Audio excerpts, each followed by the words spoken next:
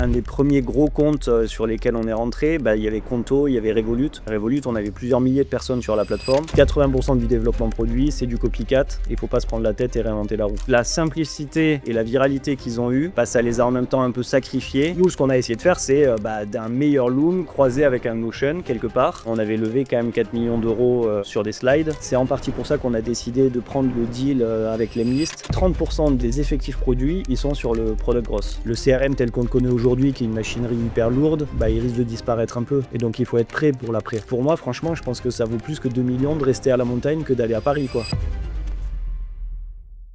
Et allez, on est parti. Bienvenue tout le monde et bienvenue dans un nouvel épisode d'Open Source. Aujourd'hui, on reçoit Robin, fondateur de Clap, et on va discuter du SaaS sur la partie sales. Il vient en plus d'Exit récemment 15 millions à Guillaume Moubèche qu'on a reçu la semaine dernière. Donc c'est une transition qui est toute trouvée. On est trop content de te recevoir parce que c'est un domaine qui est pas facile. Moi, en plus, la partie sales, c'est ce que je fais tous les jours, donc je suis ultra curieux de savoir comment est-ce que tu as construit ce produit, comment est-ce que tu l'as go to market, comment est-ce que tu as rajouté et livré des features par la suite, parce que c'est vraiment pas facile.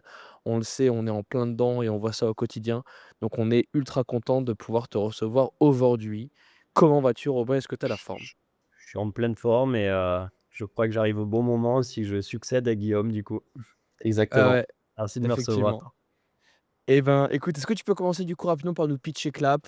À quoi ça sert? Qu'est-ce que c'est? Comment ça fonctionne? Dis-nous tout et ensuite on Ouais, creusera. alors Clap, c'est une solution pour une plateforme IA pour les commerciaux. Et en fait, on édite tout un tas d'agents IA qui vont permettre d'amplifier les commerciaux en automatisant un certain nombre de tâches. Et donc, si on regarde très rapidement comment ça se passe, c'est là où on intervient et où on peut aider les équipes commerciales. C'est on va enregistrer l'intégralité des touchpoints, donc capter l'intégralité des interactions qu'on va avoir avec ses clients et ses prospects. Principalement, ça va être les enregistrements de réunions et d'appels, parce que c'est là où il y a énormément de choses qui se disent. Mais on va aussi capter les emails. On va aussi pouvoir récupérer de la donnée tierce, par exemple du CRM pour avoir tous les statuts à jour. Et à partir de là, en fait, on va pouvoir automatiser beaucoup de choses avec deux axes principaux. Donc, soit c'est ce qu'on appelle coaching insight. Donc, l'idée, c'est comment est-ce qu'on fait pour qu'un sales, il s'améliore un commercial, il va devoir s'améliorer au fur et à mesure. Quand il y a des nouvelles équipes qui rentrent, qui sont recrutées, comment est-ce qu'on fait pour que le plus rapidement possible, elles soient prêtes à partir à la guerre. Comment est-ce qu'on fait pour je sais pas, tu vois, on travaille avec des boîtes qui ont 50, 100 commerciaux, voire plus, pour cloner un peu les meilleurs et les meilleures pratiques. Et ce qu'on dit un peu, c'est clone your best sales reps. Du coup, c'est vraiment le moyen de faire en sorte que tu alignes la performance de toute ton équipe en sachant un peu mieux ce qui se passe. Donc ça, c'est un peu la partie coaching et ce qu'on appelle insights. Et puis après, il y a une partie qui est vraiment productivité. L'idée, c'est pas juste pour les managers et améliorer un peu la performance de l'équipe, mais c'est aussi pour vraiment tout un chacun amplifier leur potentiel. Et donc, ça va être d'automatiser des tâches, les emails de suivi, la complétion du CRM. Franchement, c'est le genre de truc qui est hyper long et si on cumule tout ça, ça prend plusieurs heures par semaine. Mais ça peut aussi être, avoir un assistant, personnalisé qui peut vraiment, t'aider à planifier tes prochaines étapes sur un deal et il y a pas mal de choses dans les cartons qui vont être hyper cool, suite à notre achat par Lemlist pour, un peu boucler la boucle et pas uniquement rester sur cette partie, voilà, amplifier les commerciaux sur le bas du funnel, mais à les rattacher un peu à l'outbound avec ce qu'on appelle smartbound. Mais je pourrais y revenir plus tard, mais du coup, l'idée, c'est vraiment par exemple, pouvoir, prospecter et le cœur de notre mission, ça va être, prévoir la prochaine meilleure action que tu dois faire pour éviter que le commercial se coupe les cheveux en 4 pour la trouver par lui-même. Donc, ça va être, là, il faut que tu relances tel deal, qui était mort depuis 6 mois, mais là, pile à ce moment-là, il y a un bon truc, et ça vaut le coup que tu le relances. Ou ça peut être, aller recontacter, ce deal qui est en train de patiner un peu parce que, mettre un peu de rythme et ce genre de choses. Ouais, Voilà. c'est pour toutes les équipes commerciales en tout genre ou c'est pour des niches, particulières? Non, alors c'est vraiment en tout genre. Bon, bien entendu, c'est du B2B, hein, on parle de B2B. Mais après, nous, on est rentré forcément, dans notre écosystème qu'on connaît. Moi, ça fait longtemps que je suis dans la tech, à Paris. J'ai été côté CPO, donc Chief Product Officer, dans plusieurs boîtes avant ça. Donc, c'est vraiment là d'où je viens. Donc, on a commencé par les boîtes tech, mais maintenant, on adresse vraiment des boîtes au-delà et on sort même de la tech assez facilement. Donc voilà, il y a pas vraiment d'enjeu d'industrie. OK. OK. Comment ça s'est créé? Quelles ont été les premières features développées? Tu vois, il y a un truc qui est certain, c'est que le niveau moyen du sales rep en France, il est catastrophique, pour ne pas dire inexistant.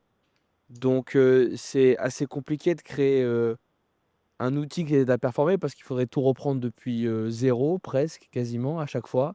Donc je suis extrêmement curieux de savoir comment est-ce que tu as choisi des features spécifiques? Pourquoi celles-ci et pas d'autres? Qu'est-ce qui fait que celles-ci ont été plus compétitives que d'autres qui auraient été potentiellement intéressantes pour des managers, des VP of sales ou autres? Curieux de savoir quel a été le thinking process par lequel vous êtes passé pour se dire: «OK, on va shipper, ces features-là en première, c'est les plus intéressantes et c'est vraiment le 20-80 pour le average, sales rep en France». Ouais et en plus, je crois que vous avez fait pas mal de pivots, non? Ouais, ouais, c'est pour ça que là, tu as envie que je te mette un tunnel dans ma réponse parce que j'ai pas mal de choses à dire pour te répondre. Je vais essayer de faire bref, mais en gros, nous, on a lancé Clap, ça avait rien à voir. À la base, on est en 2020, c'est suite au Covid, enfin, on est dans le cœur du Covid quand l'idée germe. Moi, donc, j'ai une équipe sur 4 pays dont je m'occupe dans ma boîte d'avant. Mon cofondateur, il est dans une boîte qui s'appelle 360 Learning, il est à New York et il a aussi pas mal de difficultés avec tout ce qui est Covid et remote forcé. Et donc à ce moment-là, la question qu'on se pose, c'est comment est-ce qu'on fait pour pouvoir travailler en équipe, en asynchrone, à distance, sans que ce soit forcément par l'écrit. Donc asynchrone, maintenant tout le monde voit à peu près ce dont on parle, mais c'est pouvoir s'échanger sans être en réunion toute la journée, ce qui était hyper lourd quand on est à distance. Donc ça, c'est ce qu'on lance. On lance un concept, une catégorie qui est réunion asynchrone. Pendant 3 Concurrent de Loom? Ouais, en fait, exactement. L'idée, c'était de faire alors Loom, ils ont été trop forts parce qu'ils ont inventé ce que j'appelle le record button of the internet. Tu cliques, ça enregistre, t'envoies, c'est trop simple, mais en fait, ça manque énormément de profondeur produit. Parce que, tu t'envoies un Loom et puis ensuite, si tu as envie d'avoir une discussion, de prendre des décisions, bah, en fait, ton Loom, il ne suffit pas et soit tu Ah vas ouais. continuer ton échange dans l'email où tu l'as envoyé ou dans le Slack et cetera et donc la simplicité et la viralité qu'ils ont eue, bah, ça les a en même temps un peu sacrifiés. Ils se sont sacrifiés eux-mêmes parce qu'il manquait de profondeur produit et de cas d'usage et donc en fait, c'est toujours resté une coquille à peu près vide, quoi.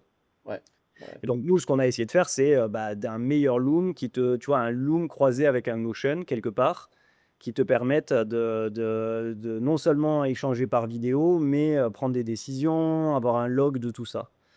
On s'était pas mal inspiré de Alan que tout le monde connaît notamment dans la manière dont il fonctionne, pas mal asynchrone. Mais pour essayer de faire quelque chose de moins geek, parce qu'ils sont tous assez geeks chez Alan et heu et donc je pense que le commun des mortels, ils aiment bien travailler plus avec la vidéo et pas seulement avec l'écrit. Donc ça nous a pris 3 ans. Donc après, je pourrais revenir un peu sur le process du pivot tout le parcours par lequel on est passé. Mais si, je fast forward un peu et pour te répondre, Alexis, du coup, l'idée, c'est que, heu on a fini par pivoter, on est basculé côté commercial, on a en fait changé de produit, on a changé de cible et donc maintenant, comment est-ce qu'on fait pour cibler, un peu les fonctionnalités et comment est-ce qu'on fait pour essayer de faire vraiment un produit qui a de l'impact au niveau des commerciaux? Alors en fait, j'ai envie de te dire, le process qu'on a eu, c'est bien sûr énormément écouter nos clients, mais c'est aussi peut-être la chance qu'on a eue, c'est que mon associé, lui, il était passé par L'Oréal, il était marketing guy. Moi, j'étais product et tech depuis très longtemps, aucun des 2 commerciaux et en fait, on s'est appliqué à nous-mêmes le fait qu'on était des billes en commercial pour monter en puissance et donc on a essayé d'utiliser Clap, pour se former et donc on s'est en même temps fait accompagner par une structure de conseil commercial pour avoir un peu le vernis et la théorie. Ignify d'ailleurs, je peux les recommander parce qu'ils ont été vraiment très bien et ça nous a donné un peu voilà, tout la formation qui nous manquait peut-être, parce que bon, tu montes une boîte, tu es en autodidacte, ça c'est toujours un peu difficile, même si tu le fais sur le tas et après, bah, on s'est appliqué à nous-mêmes, on a faut développer les fonctionnalités pour nous, on s'est amplifié nous-mêmes commercialement et on a adressé des cibles qui au début étaient les mêmes que nous, c'est-à-dire des petites boîtes qui avaient besoin un peu de se structurer et pas forcément une énorme expertise et puis on est augmenté petit à petit en puissance et donc tu vois, au début, on se prenait des vestes contre les concurrents, qui adressaient des boîtes plus grosses et qui étaient plus matures Et puis petit à petit, bah, en fait, à force de monter en puissance et d'adresser des cibles de plus en plus grosses et des besoins de plus en plus spécifiques, et notre force, c'est qu'on ship très très vite côté produit. Et donc maintenant, on arrive vraiment à sortir des gongs et consorts qui sont les plus gros concurrents sur la place. Et peut-être ce qui nous a aidé, et dernier élément de réponse, j'avais prévu, ta question, elle était à rallonge, mais tu vois, tu dis comment est-ce que tu priorises tes fonctionnalités? Bah, ça, je pense qu'en fait, ça va dépendre de chaque cas et je sais pas s'il y a des enseignements à en tirer de manière générale, mais nous, ce qui nous a aidé, on a regardé un peu, tu vois, l'état du marché et on s'est rendu compte qu'il y avait quelque chose à faire parce qu'il y avait beaucoup d'acteurs qui étaient sur ce segment-là, existants, mais qui étaient pré-IA. Et donc, ils avaient buildé un truc tellement long, des fonctionnalités dans tous les sens, ça a regorgé dans les tiroirs de fonctionnalités. Et le truc, c'est que bah, tu l'IA qui est arrivée, et nous, ça nous a permis d'avoir des raccourcis de malade pour directement livrer pile ce qu'il fallait dans l'ère post-IA, là où eux, ils ont été en galère noire. Bon, je ne citerai pas de nom parce qu'on n'est pas là pour casser du sucre sur les concurrents, mais en gros, en galère noire pour transitionner d'un produit pré-IA déjà lourd, robuste, avec beaucoup d'historique, vers un produit post-IA. Donc ça nous a énormément aidé. Et en fait, dès qu'on avait un arbitrage à faire côté fonctionnel, bah, on se disait, ouais, comment est-ce que l'IA peut nous aider à accélérer pour le mettre vraiment au centre du produit. Curieux de savoir en plus, c'est encore d'autant plus intéressant pour, des personnes dans le board fondateur qui, du coup, ont jamais fait de sales de leur vie. Comment est-ce que tu passes à, d'un côté, un gars tech et un marketeur, à se dire: «On va se lancer sur un des marchés, les plus concurrentiels qui soient». Il y a du monde dans tous les sens, des acteurs qui se lancent, des CRM, il y a que ça presque sur le marché. Comment on se Exact. dit, on s'attaque à ce truc-là et on essaye de tirer notre épingle du jeu?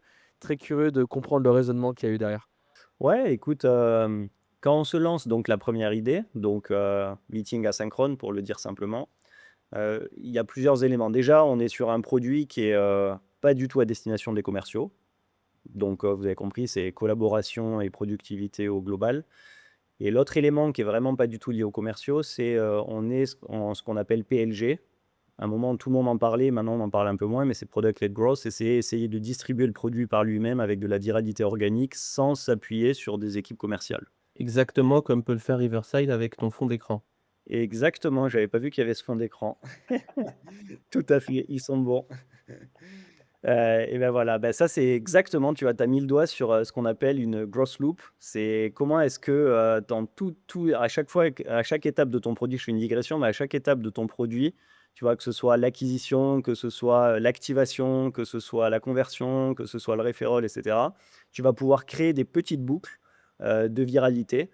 Donc là, bah, eux, ils mettent Riverside derrière, donc ça te fait un peu de notoriété, et des techniques comme ça, mais tu en as genre 50. Et en vrai, c'est hyper passionnant comme sujet et on pourra revenir dessus parce que c'est génial. Le seul problème, c'est que tu peux avoir beaucoup d'usages. Nous, on avait des grosses audiences, mais on avait du mal à monétiser.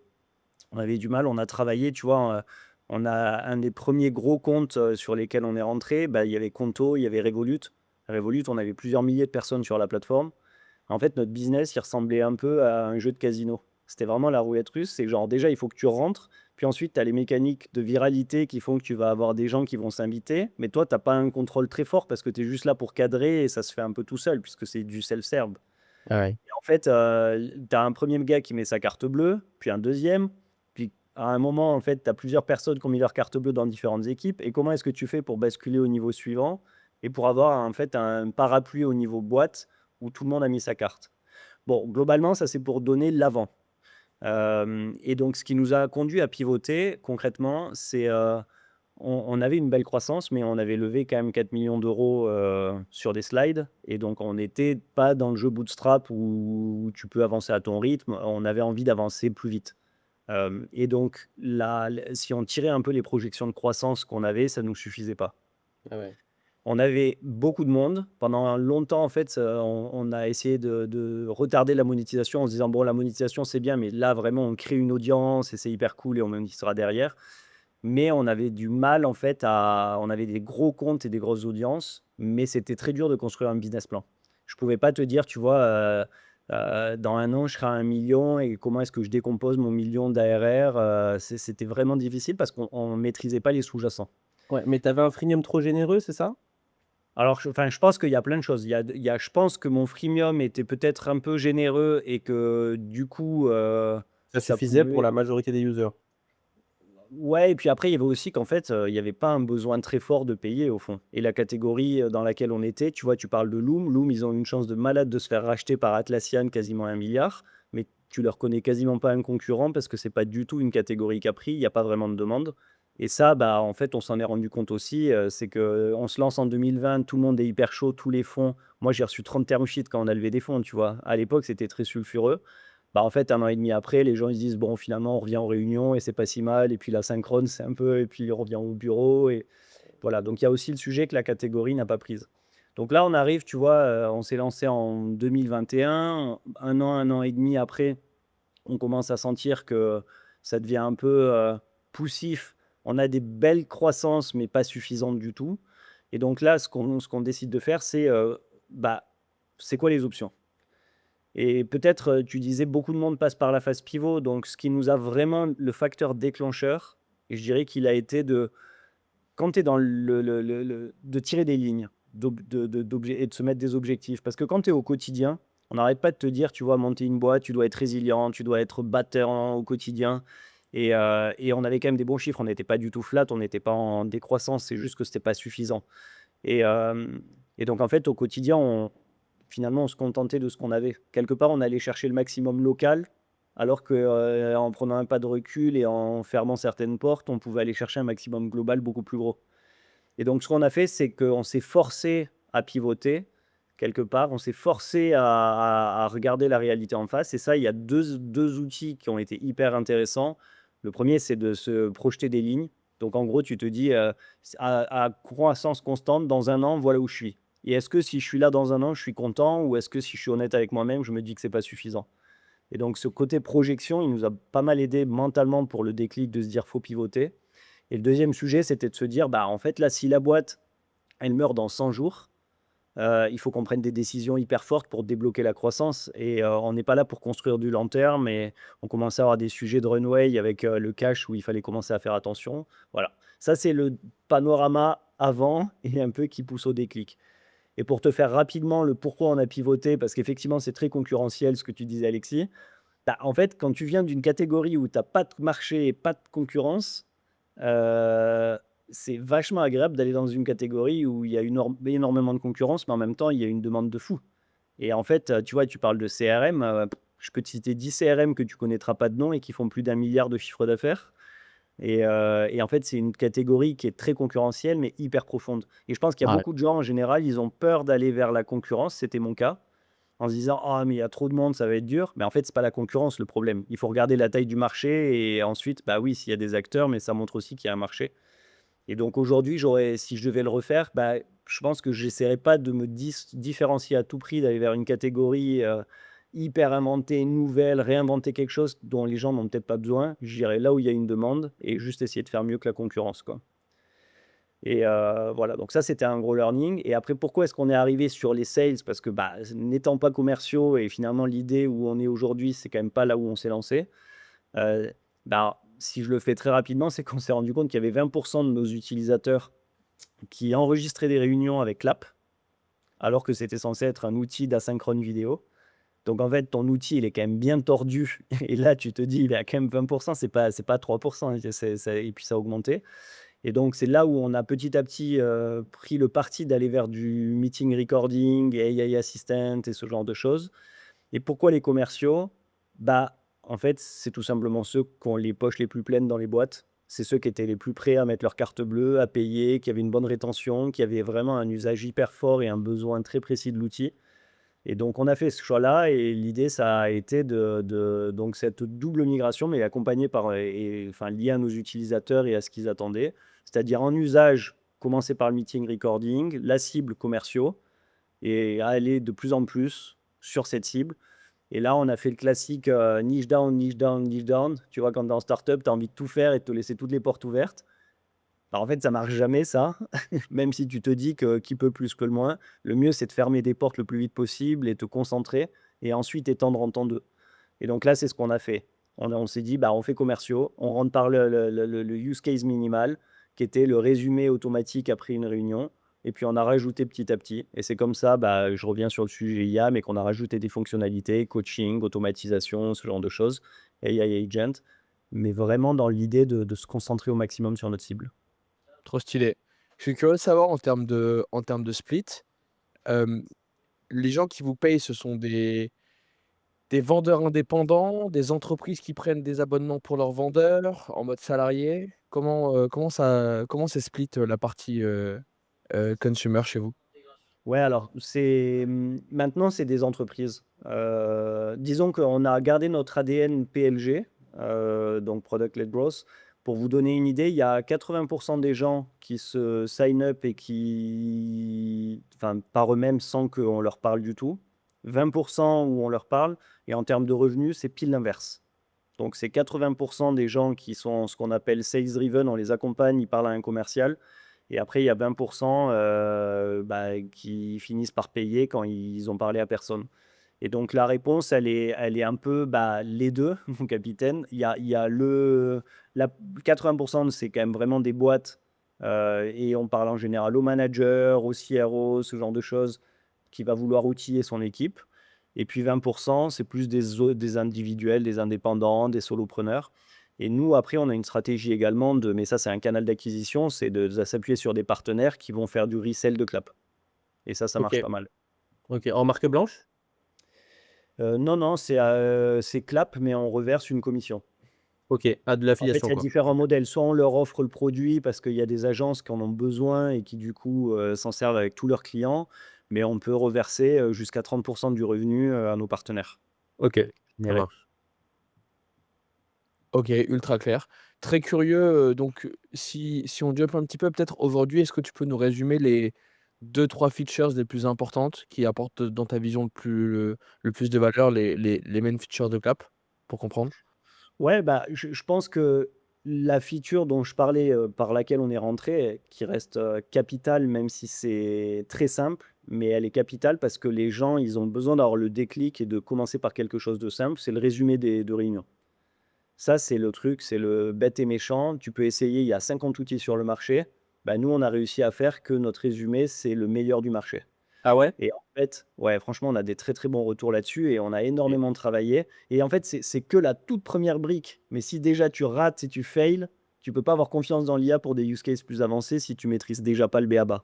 Ouais, bah, moi, Donc j'ai payé, en fait, moi, j'étais sur Loom, j'ai payé leur meeting recording là, tu sais, c'était ils offraient un upsell, c'était nul à ouais. chier, genre. Genre après je me suis j'ai enlevé l'abonnement, du meeting recording parce que c'était vraiment nul quoi, les résumés, ils étaient à chier et franchement, j'ai pas été souvent satisfait parce que maintenant il y en a plein en fait, c'est un peu nouveau aussi ce truc de meeting recording, c'est un peu nouveau grâce à l'IA, Ouais, tu ouais, peux carrément. c'est depuis R. Avant l'IA, il y avait pas ce truc de tu arrives dans un call, tu recevais un résumé du call et cetera, tu vois? Parce que, bah Ouais. ou peut-être il y avait des gens qui rentraient dans le call pour prendre des notes et cetera, tu sais, c'était un peu plus différent Ouais, c'était les mais stagiaires. Mais mais oui, oui, c'était ouais, ouais, ouais, bah, ouais et moi personnellement, bah, j'ai jamais été vraiment en mode je me suis dit: «Ah putain ce résumé il est waouh», tu vois? Donc peut-être à tester, peut-être, OK, bah, hyper intéressant. tu Clap et avec plaisir, si tu es remboursé, si tu es pas convaincu. Non, en fait, ça paraît simple, bon après je vais parler aussi des fonctionnalités plus avancées, mais rien que là-dessus, le boulot, on s'imagine pas le boulot monstre qu'il y a. Parce qu'en Ouais, fait, tu as envie d'avoir une bonne connaissance des dates. Par exemple, tu vois, si tu dis hier, bah, dans ton résumé, tu vas pas vouloir dire hier, tu vas vouloir avoir la date, ou alors tu vas avoir toujours des nombres bruts, qui soient hyper clairs, précis quand c'est des montants. Donc nous, notre résumé, il va te mettre automatiquement en gras les dates, les noms, les montants. Comme ça, tu peux scanner rapidement. Ça va être, tu peux aussi avoir l'IA, souvent, elle est verbeuse, elle s'écoute parler, donc tu dois vraiment faire hyper attention. Tu dois On a aussi des sections forcément et donc il y en a une, tu vois, typiquement, elle paraît simple, mais alors je peux te dire que derrière, tu as 3 pages de prompt pour la générer. C'est ce qu'on appelle les icebreakers. C'est, quand tu commences, c'est toujours intéressant quand tu es commercial, tu commences à parler avec ton client, il te dit, je sais pas, tu vois: «J'ai un chat, il s'appelle, Jacob et puis j'ai 3 enfants». Bah, en fait, c'est ce genre de petits signaux où si tu arrives à t'en rappeler et les ressortir la semaine d'après ou même nourrir une campagne outbound, automatique derrière, bah, c'est toujours bien de les traquer. ouais. Et ça, en fait, bah, c'est si vraiment tu veux que ce soit très sharp et juste capter les 3 choses un peu icebreaker personnelles, bah, en fait, tu dois énormément le craquer et passer beaucoup de temps sur tout ça. Ouais. Toi, Alexis, tu utilises un outil parce qu'Alexis, tu un client à potentiellement plus de 1000 licences là. Il a 1000 vendeurs et J'en ai tu marre de payer 1000 licences dans, X, software par an, frérot. Mais tu sais qu'on travaille beaucoup avec des boîtes avec pas mal de closers qui ont un peu des closers en indépendant et qui du coup, enfin ouais, à 200, 300 sales. ah Donc bah, c'est ça, c'est hein, un ça truc, monte vite, hein. souvent on est avec des boîtes qui sont quand même plus structurées, un peu le format plus traditionnel. Mais tu as le format plus entrepreneur, tu vois, où tout le monde est un peu en freelance, mais en mode closer pour un entrepreneur, infopreneur, etc. Bah ça fonctionne plutôt pas mal aussi parce que du coup, ça te donne une visibilité sur tout ce qu'ils font. Ouais, ouais et du coup, Alex, toi, tu utilises un truc pour, tu les appels? Comment ça se passe, toi? Ouais, ouais, nous alors, bah, après, tu sais, tu peux enregistrer via Onoff, par exemple. Onoff, ça enregistre très bien, ça fonctionne très bien, tu vois? Après, il y a en fait, il y a des sujets sur, les API entre, par exemple, faire un enregistrement on-off qui après, show up sur ton CRM, qui, par exemple, évidemment, souligne les informations les plus importantes. Après, il y a un s et puis après, tiré de ça, il y a 2 infos. Il y a comment tu utilises la data.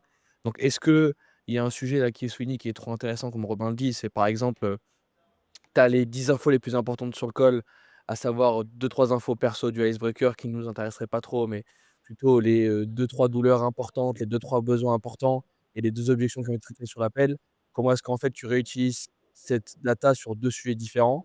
Donc la partie follow-up, que ça sur ton prospect, enfin passer à l'action, l'upsell derrière ou alors ne serait-ce que feed, un CRM parce que des fois tu as un prospect tu as une fiche prospect qui va sauter d'un sales à un autre. Il faut que le sales suivant il ait l'info du sales précédent, tu vois? Et peut-être que le sales qui a réussi à closer le deal, il a closé en traitant l'objection de manière très spécifique. Trop intéressant que le nouveau sales ait la même data pour utiliser les mêmes points d'accroche pour traiter la même objection, tu vois? Et le deuxième point, c'est la partie data sur la partie management. Si tu as, je sais pas, tu lances une nouvelle campagne, tu lances des nouvelles créatives, tu lances un nouveau webinaire ou X truc, tu te rends compte que tu as réussi à diminuer ton taux de Y objection de W et ben, si tu te rends compte que sur la semaine passée, il y a eu, 25 fois la même contre-objection qui a été utilisée, en fait, c'est des datas qui sont intéressantes pour, modifier les trames de vente et cetera, en interne. Nous, évidemment, tout le sujet qu'on fait, c'est qu'on essaye de créer ça en interne, pas pour le vendre, mais pour le dupliquer pour nos vendeurs. Et nous, en plus, c'est tellement spécifique, enfin, à ce qu'on fait, au marché qu'on a, au prix qu'on a, aux offres qu'on a aussi. Mais pour autant, c'est vrai que c'est intéressant d'avoir Bah, moi, je suis pas là pour te cette vendre, tu discussion-là. vois? Clairement, c'est Non, je suis très là bien pour ce que tu acheter, donc fais c'est en la bonne interne. nouvelle. Je suis là pour acheter, moi, c'est la bonne nouvelle.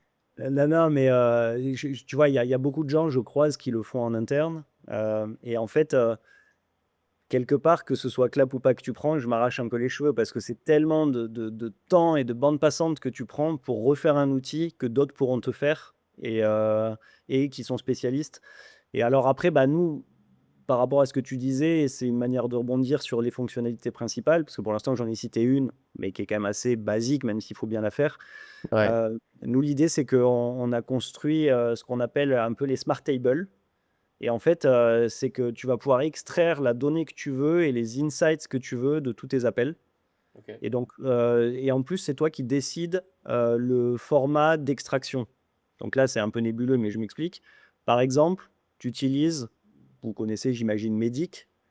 Bah, en fait, Medic, c'est un framework de qualification commerciale. Donc en OK. fait, ou Band, tu vois, enfin, tu en as tout un tas, mais après, tu peux aussi le faire custom. Par exemple, tu vois, c'est quoi les besoins, c'est quoi l'authority, donc c'est quoi qui va leur permettre de donner un oui à la fin et qui est cette personne qui pourra te donner le go.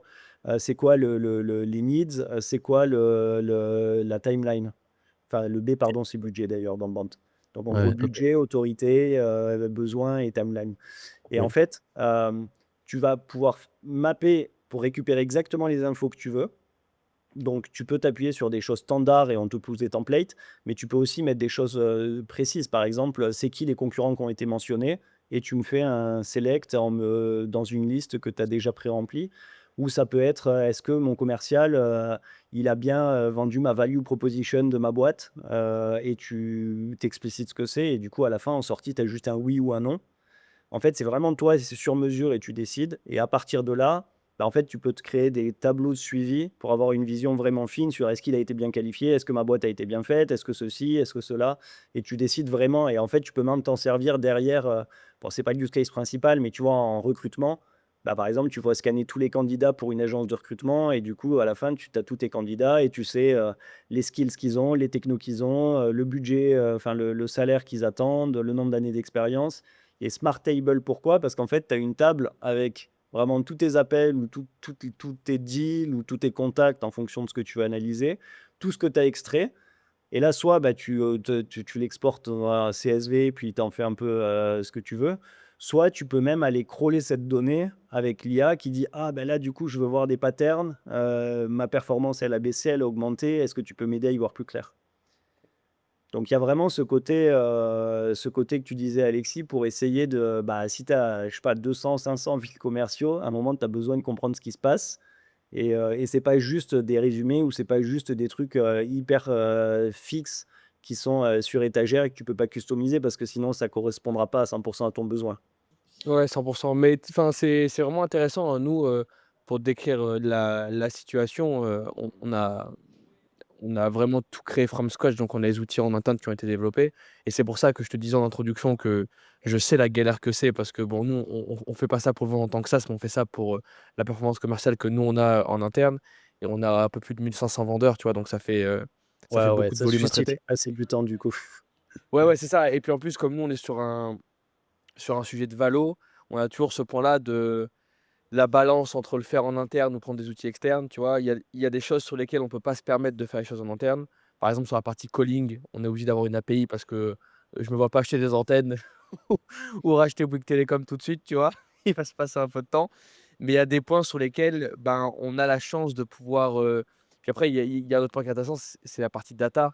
Tu vois, nous, c'est pas un système où il y a des vendeurs indépendants qui sont indépendants avec des clients indépendants. C'est des vendeurs indépendants qui dépendent d'un écosystème qui, lui, est relié à une boîte. Donc la partie, RGPD, est aussi différente et avec le nombre de millions de lignes qu'on traite chaque année, puis en plus, des fois, il y a de l'échange parce que des fois, tu as 2 boîtes qui sont partenaires, donc on fait transitionner des c'est très compliqué, plus d'un point de vue même juridique, en fait et d'un point de vue sécurité que d'un point de vue technique pur et dur. Mais par contre, pour le use case, honnêtement, je te dis ça, mais moi, je fais pas du tout la partie tech, de Closers. Je serais chaud qu'on prenne un call, à la suite, de cette discussion avec, un de mes associés qui lui gère la partie tech, voir s'il y a certains points des API que nous, on peut implémenter chez nous, qui sortent de Clap et qu'aujourd'hui, on n'est pas capable de développer, sur lesquels on n'a juste pas le temps Ah de écoute, pas le temps je de serais s'appliquer, ravi quoi. du coup de mettre ton associé en relation avec mon associé parce que moi je suis à la cave, je construis le produit, mais c'est mon associé qui fera ça très bien d'accompagner ou de au moins vous montrer comment on peut vous aider. Bah, Parfait. trop stylé, trop, trop stylé. Du coup, j'étais curieux, à ce sujet, comme je te l'ai partagé, mais dans quelle mesure enfin, nous, tu vois, par exemple, sur la partie IA, il y a plein de case studies qui sont intéressantes. Donc, il y a, je t'en donne plusieurs comme ça, un peu de manière, décorrélée, mais au moins tu comprends là où je veux en venir. Tu as le fait d'avoir une relation des transcripts d'appels et de détecter des patterns qui fonctionnent plus ou moins sur une database d'appels spécifique. Tu as le fait d'avoir un coach IA qui vient potentiellement te role-play sur des bases de réponses. Donc, en fait, simplement, un GPT un peu amélioré qui s'est nourri de 500, 1000, 2000, 10 000 transcripts et qui vient sur cette base-là faire un roleplay qui est ultra fluide, ultra clean. Pareil, mais de l'autre côté, qui s'est nourri du coup des meilleures réponses de l'équipe et qui vient te les faire en roleplay. Donc toi, tu joues le client et lui joue le vendeur et il vient t'arracher la tronche sur des objections. Je trouve ça trop, trop stylé. Pareil, la même chose, donc le fait de récupérer ce que tu avais partagé, nous, c'est un truc qui aussi est mis en place en quelque sorte chez nous. Mais le fait d'aller récupérer des points de data très intéressants dans un transcript et les réutiliser derrière dans un framework, que ça soit via de l'outbound ou alors simplement sur du follow-up ou simplement même, automatiquement remplir une fiche client qui sera partagée au prochain sales qui prendra, potentiellement relais sur un client. Je suis curieux de savoir dans ces sujets-là très spécifiques AI, qu'est-ce que vous avez été capable de mettre en place? Qu'est-ce qui est peut-être, sur la roadmap dans la mesure de ce que tu peux disclose? C'est un truc qui me paraît Ouais, super. carrément. Alors, ce qu'on n'a pas fait du tout, comme ça, j'écarte tout de suite ce qu'on n'a pas fait du tout, on n'a pas fait la voix. Clap ne traite pas la voix. Donc, en fait, quand on parle de roleplay, tu as des acteurs un peu spécifiques qui font de la voix. Et je pense que c'est quand même mieux quand tu fais du roleplay d'avoir un avatar en face qui te parle et d'être un peu dans l'émotion et dans l'instantané. Tu peux toujours faire du roleplay par chat, ce qu'on peut faire. mais bon, d'expérience, c'est quand même moins ce que cherchent les gens. Donc, tu vois, cette partie roleplay que tu citais, nous, on n'est pas tellement, enfin, c'est pas vraiment ce qu'on pousse. Même si tu disais, tu vois, le chat GPT qui est un peu entraîné sur tes données, bah nous, on a ce qu'on appelle Clap AI et tu peux parler avec l'intégralité de tous tes appels à niveau de tout ton workspace, de toute ton équipe. Et donc, ça te donne une connaissance pour aller chercher des infos précises, mais aussi pour te faire coacher, pour savoir comment avancer sur un deal, pour savoir les objections qui ont été et comment adresser telle objection, ou on te demande de te comparer à tel concurrent et que tu fasses un peu, tu vois, une revue d'analyse plutôt sympathique à présenter à ton prospect. Donc voilà, donc tout ça, on le gère. La voix, on la gère pas. Après, le gros sujet, nous, sur lequel on a travaillé, c'est, et ce qui est lié à notre vision jusqu'ici, notre vision, c'était de devenir le fournisseur de contexte de toutes les données, les insights qui remontent dans les interactions que tu as avec tes prospects et tes clients pour les AI agents. Et notre mission, c'était vraiment de fournisseur de contexte. Donc en fait, on t'aide à récupérer cette donnée-là, à la structurer, à créer tes smart tables. Et ensuite, tu as des API, tu as des webhooks, tu as des MCP. Bon, ça devient un peu technique, mais en gros, c'est des MCP, c'est une interface pour envoyer toute cette donnée-là de manière très fluide à tous les agents IA externes. Et donc, voilà, on t'aide à structurer cette donnée-là. Maintenant, depuis plusieurs mois, et c'est en partie pour ça qu'on a décidé de prendre le deal avec Lemlist, c'est qu'on pense que ça suffit pas de fournir le contexte, et c'est mieux d'aller vraiment automatiser les choses et fournir les agents IA derrière. Et donc, typiquement, tu vois, les gros use cases qu'on a, donc j'ai cité, ça va être les rédactions d'emails, ça va être les follow-up après un call, ça va être mise à jour de ton CRM, de tes champs CRM, avec des champs custom, mais aussi de manipuler ton CRM, enfin ton deal dans ton CRM avec le bon stage, etc., en fonction des outputs. Mais ça peut être également, et ça, on s'appuie sur le MCP, ça peut être créer un document de handover entre ton client qui est, quand il a été closé par le commercial, et ton équipe Customer Success, pour les équipes qui ont besoin de faire cette transition-là. Parce que souvent, tu as énormément de pertes d'informations entre celui qui a closé et puis ceux qui reprennent derrière.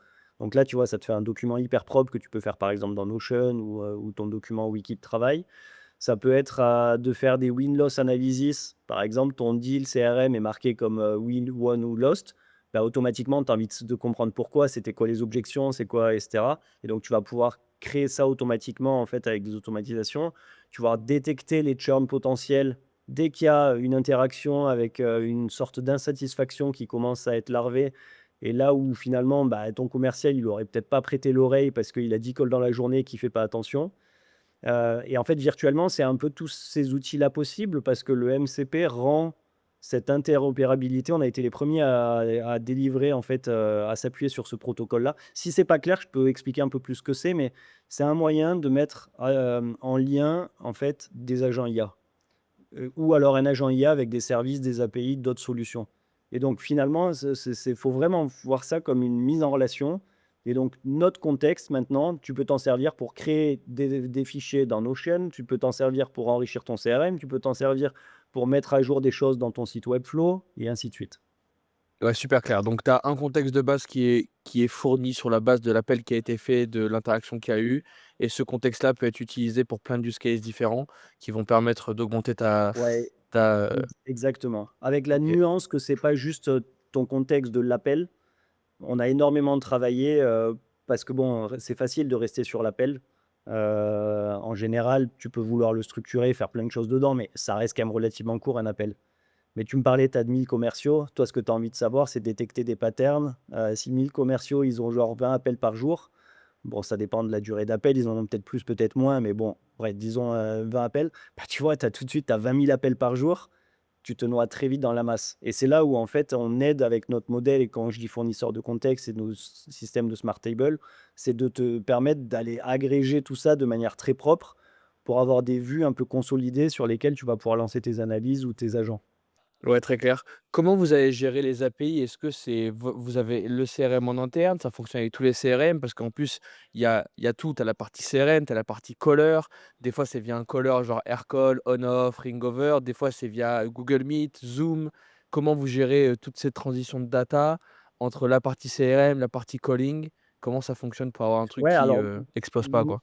Nous, on n'a pas de système de visio, c'est clairement pas notre métier, que ce soit visio, que ce soit appel téléphonique ou même serveur mail, tu vois. Donc en fait, on est que sur des intégrations. Le métier de Clap, c'est trois choses, c'est capter.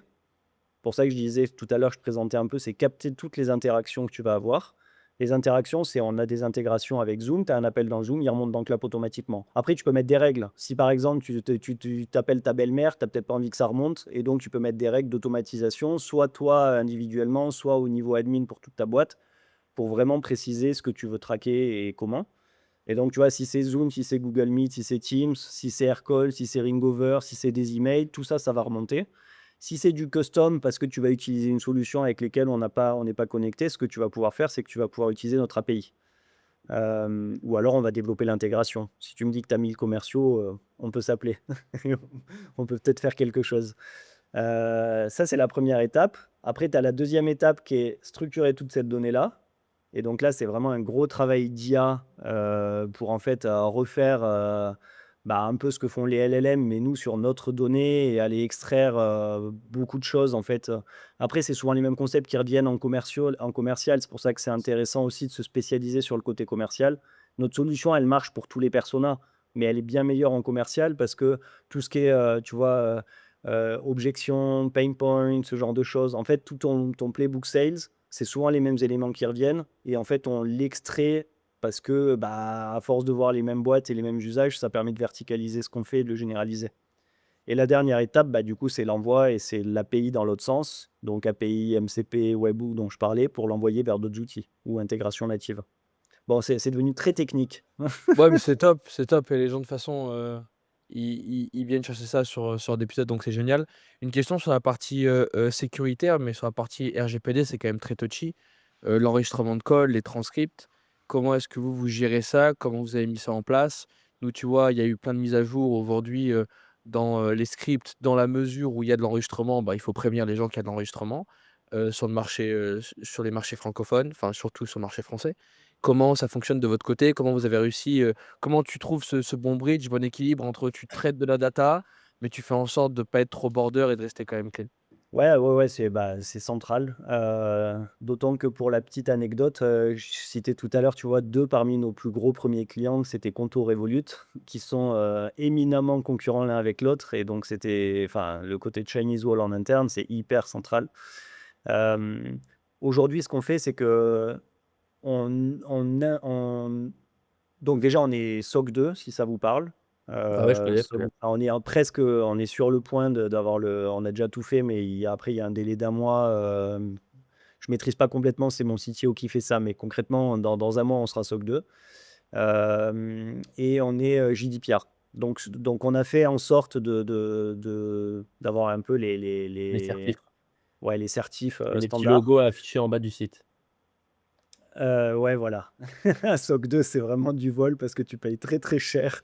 Tu payes chaque année C'est juste pour cher, te hein. faire. C'est un Ouais, ouais. abonnement en plus. Ouais, ouais, c'est un abonnement. Ouais, Mmh. ouais, c'est C'est très combien cher. ça? C'est genre milliers Je peux d'euros dire, Disclose par ou an. pas? mais tu pas loin enfin, après, ça dépend des boîtes plus ou moins grosses et de pas mal de choses, mais t'es pas loin de 10K par an, juste pour avoir ton petit coup de tampon, quoi. Ouais, 10K par an, c'est un abonnement, c'est pas genre une fois, tu vois? Et tu as une boîte qui s'appelle Camp AI qui s'est positionnée sur ça s'appelle je crois que c'est comme ça que ça s'appelle, ils ont un logo vert et ils font plus de 100K par jour là et genre ils font que du SOC 2, c'est tout. Et c'est du SaaS, mais SaaS, service, tu vois? Et ils font que du SOC 2 pour des boîtes et ça Moi, je c'est vous recommande un autre invité qui est, Bastion, OK. Arnaud de Lézard, fondateur de Bastion, mais si ça vous intéresse, je vous mettrai en relation après. C'est 3 anciens Palantir et ils ont monté du coup, un SOC 2. C'est exactement ce que tu dis. Ils ont une croissance de malade. Nous, C'est on les abusé. utilise. On n'est pas ravis de leur filer un chèque, mais bon, le service est bon.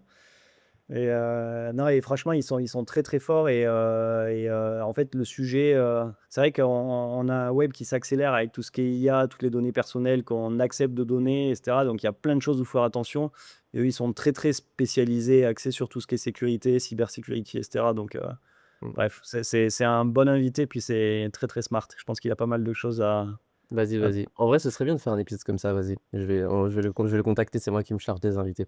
mais ouais, donc nous, on a joué sur l'assertif, on fait très attention à tout ça, de toute façon, dès qu'on parle avec des gros clients, assez vite, on a ce qu'on appelle des, enfin, ouais, en gros, nous, on a c'est notre CTO qui gère ça, mais tous les DPA et cetera, je sais même pas ce que ça veut dire DPA, Data Privacy Agreement, je crois, mais bref, c'est un peu en plus des certifications, on a aussi beaucoup de choses à répondre. Et le point, que tu disais qui est assez amusant, c'est, effectivement, quand tu enregistres, tu dois informer la personne en face. Donc si tu enregistres avec nos intégrations, par exemple sur Google Meet, tu vas avoir le chat qui va dire, «Ce call est enregistré» avec un message du chat. On a aussi une extension Chrome qui fait que tu peux enregistrer sans le mentionner.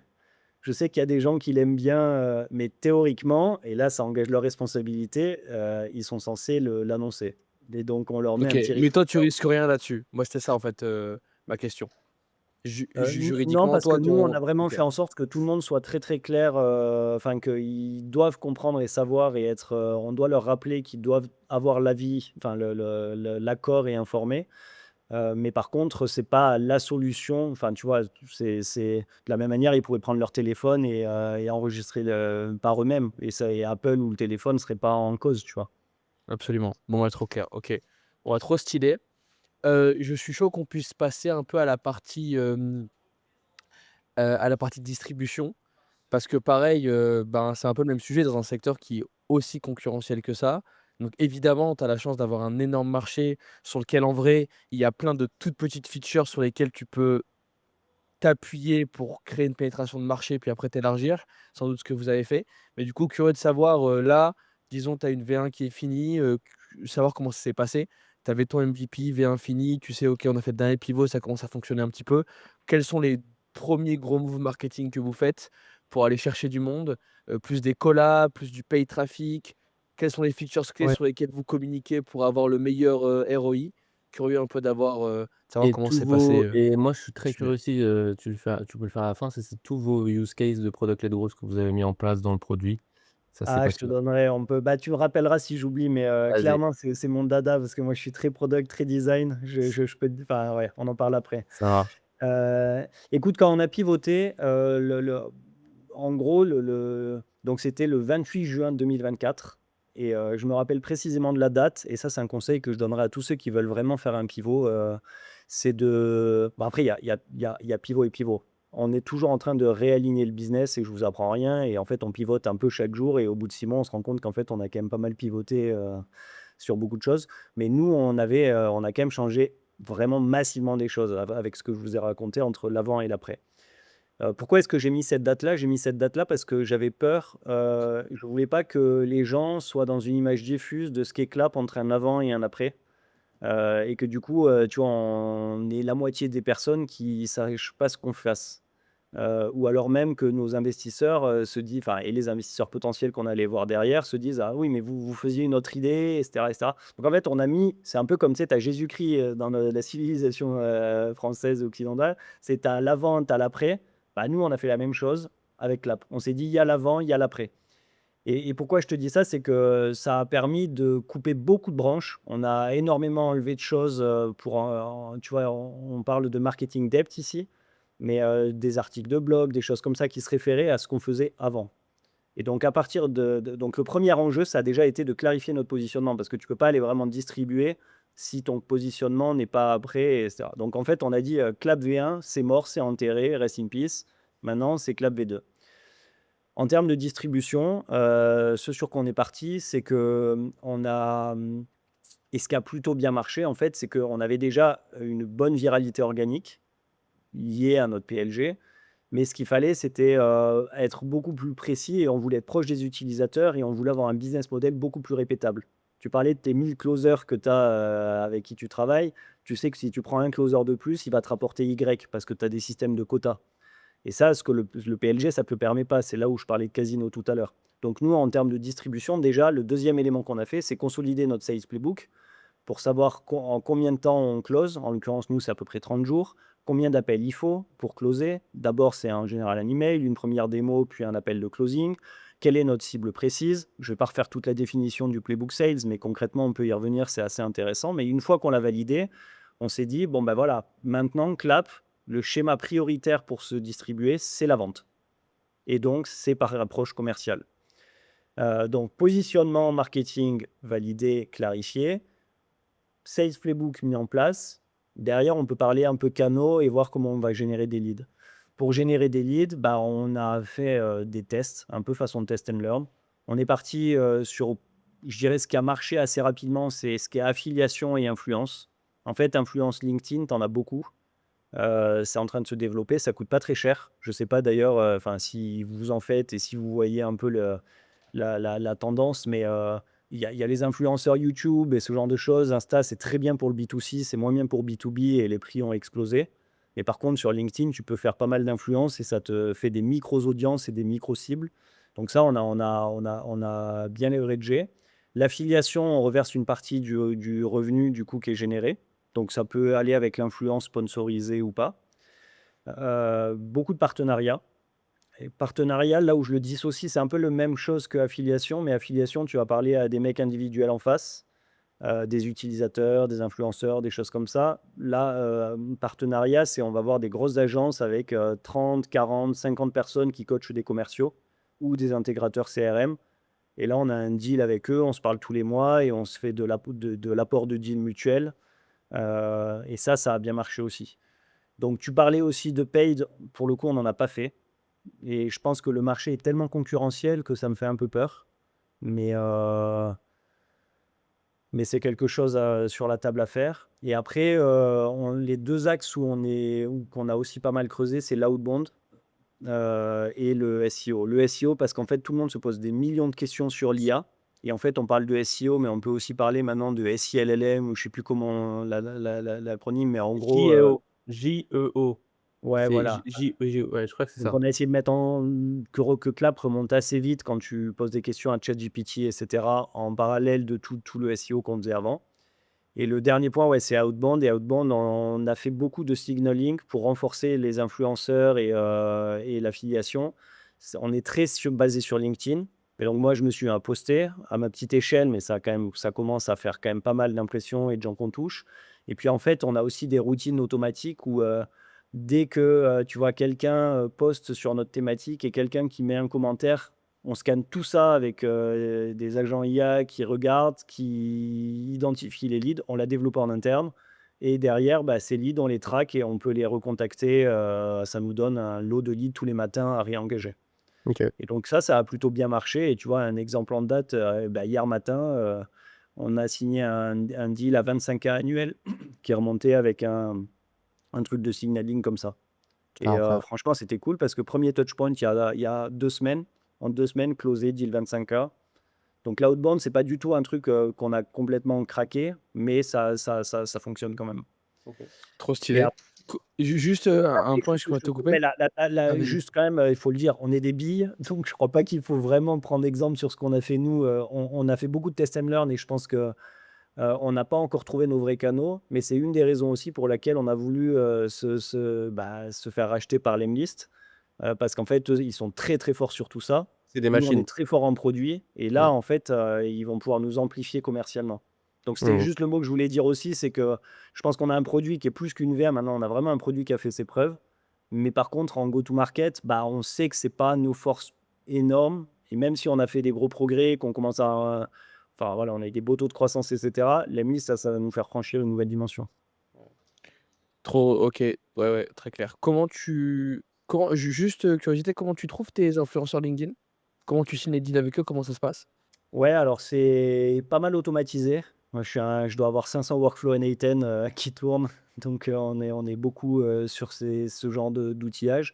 Et concrètement, comment ça se passe? Ben, je regarde, je fais des recherches LinkedIn, enfin automatisées, mais du coup, par exemple, ça va être HubSpot, sponsor, ou HubSpot ads, ou HubSpot influence, et puis Folk ads, et puis Folk, ou Lemlist. Et d'ailleurs, j'ai siphonné la base de Lemlist comme ça, de leurs influenceurs.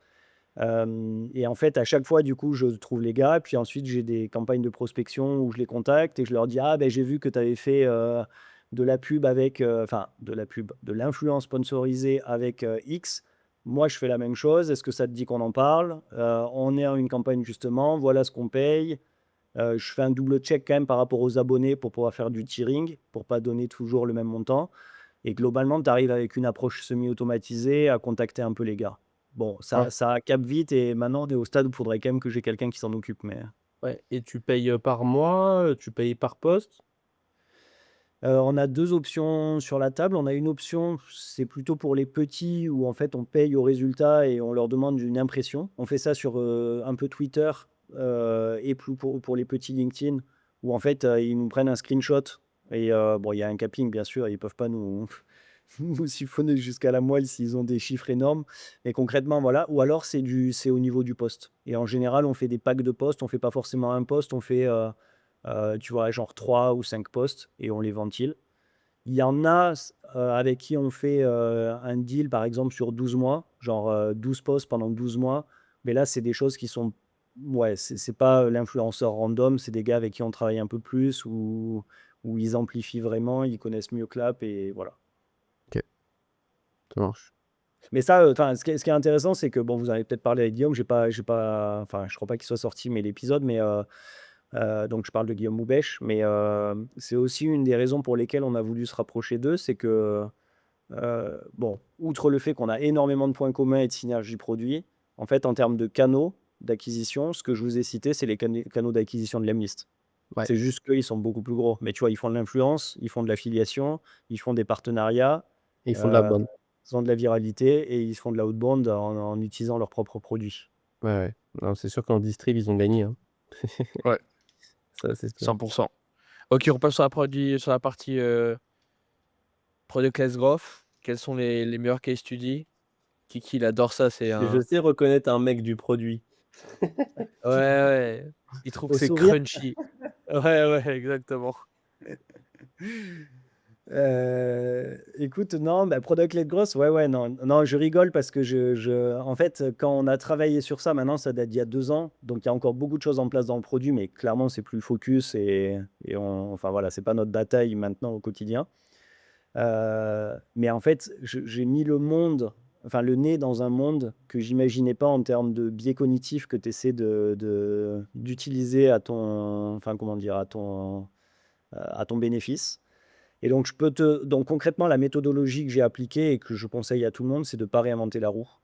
Bien sûr qu'il y a des choses qui s'appliquent à ton business et il faut parfois un peu, mais je dirais que c'est 80-20. En gros, 80 tu peux copycat ce qui existe ailleurs et 20 tu vas vraiment t'appesantir sur ce qui est spécifique à toi et donc mettre du jus de cerveau.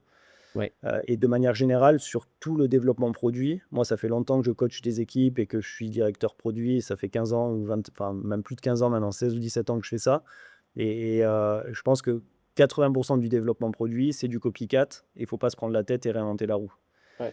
Bah, là, concrètement, ce que j'ai fait, c'est que j'ai regardé tous les concurrents qui étaient très forts là-dessus. Bien sûr, les Slack, les Notion, les Linear, si vous voyez, ce genre d'outils. Les meilleurs des meilleurs, c'est Miro. Je parle pas du Miro français, je parle du Miro Miro, Ouais, ouais, le le truc, keyboard avec boarding là. les cartes mentales, là. Ouais, exactement. Mmh. Et en fait, détailler tout leur parcours à chaque fois et prendre les bonnes idées et les mapper dans une matrice. Donc je parlais, vous connaissez très probablement le framework AR. Donc, tu sais, tu as acquisition, d'ailleurs, même moi, je ne le connais pas en fait, mais tu as acquisition, activation, je crois que tu as revenu, referral, rétention, ça doit être ça, A, 2A, 3R.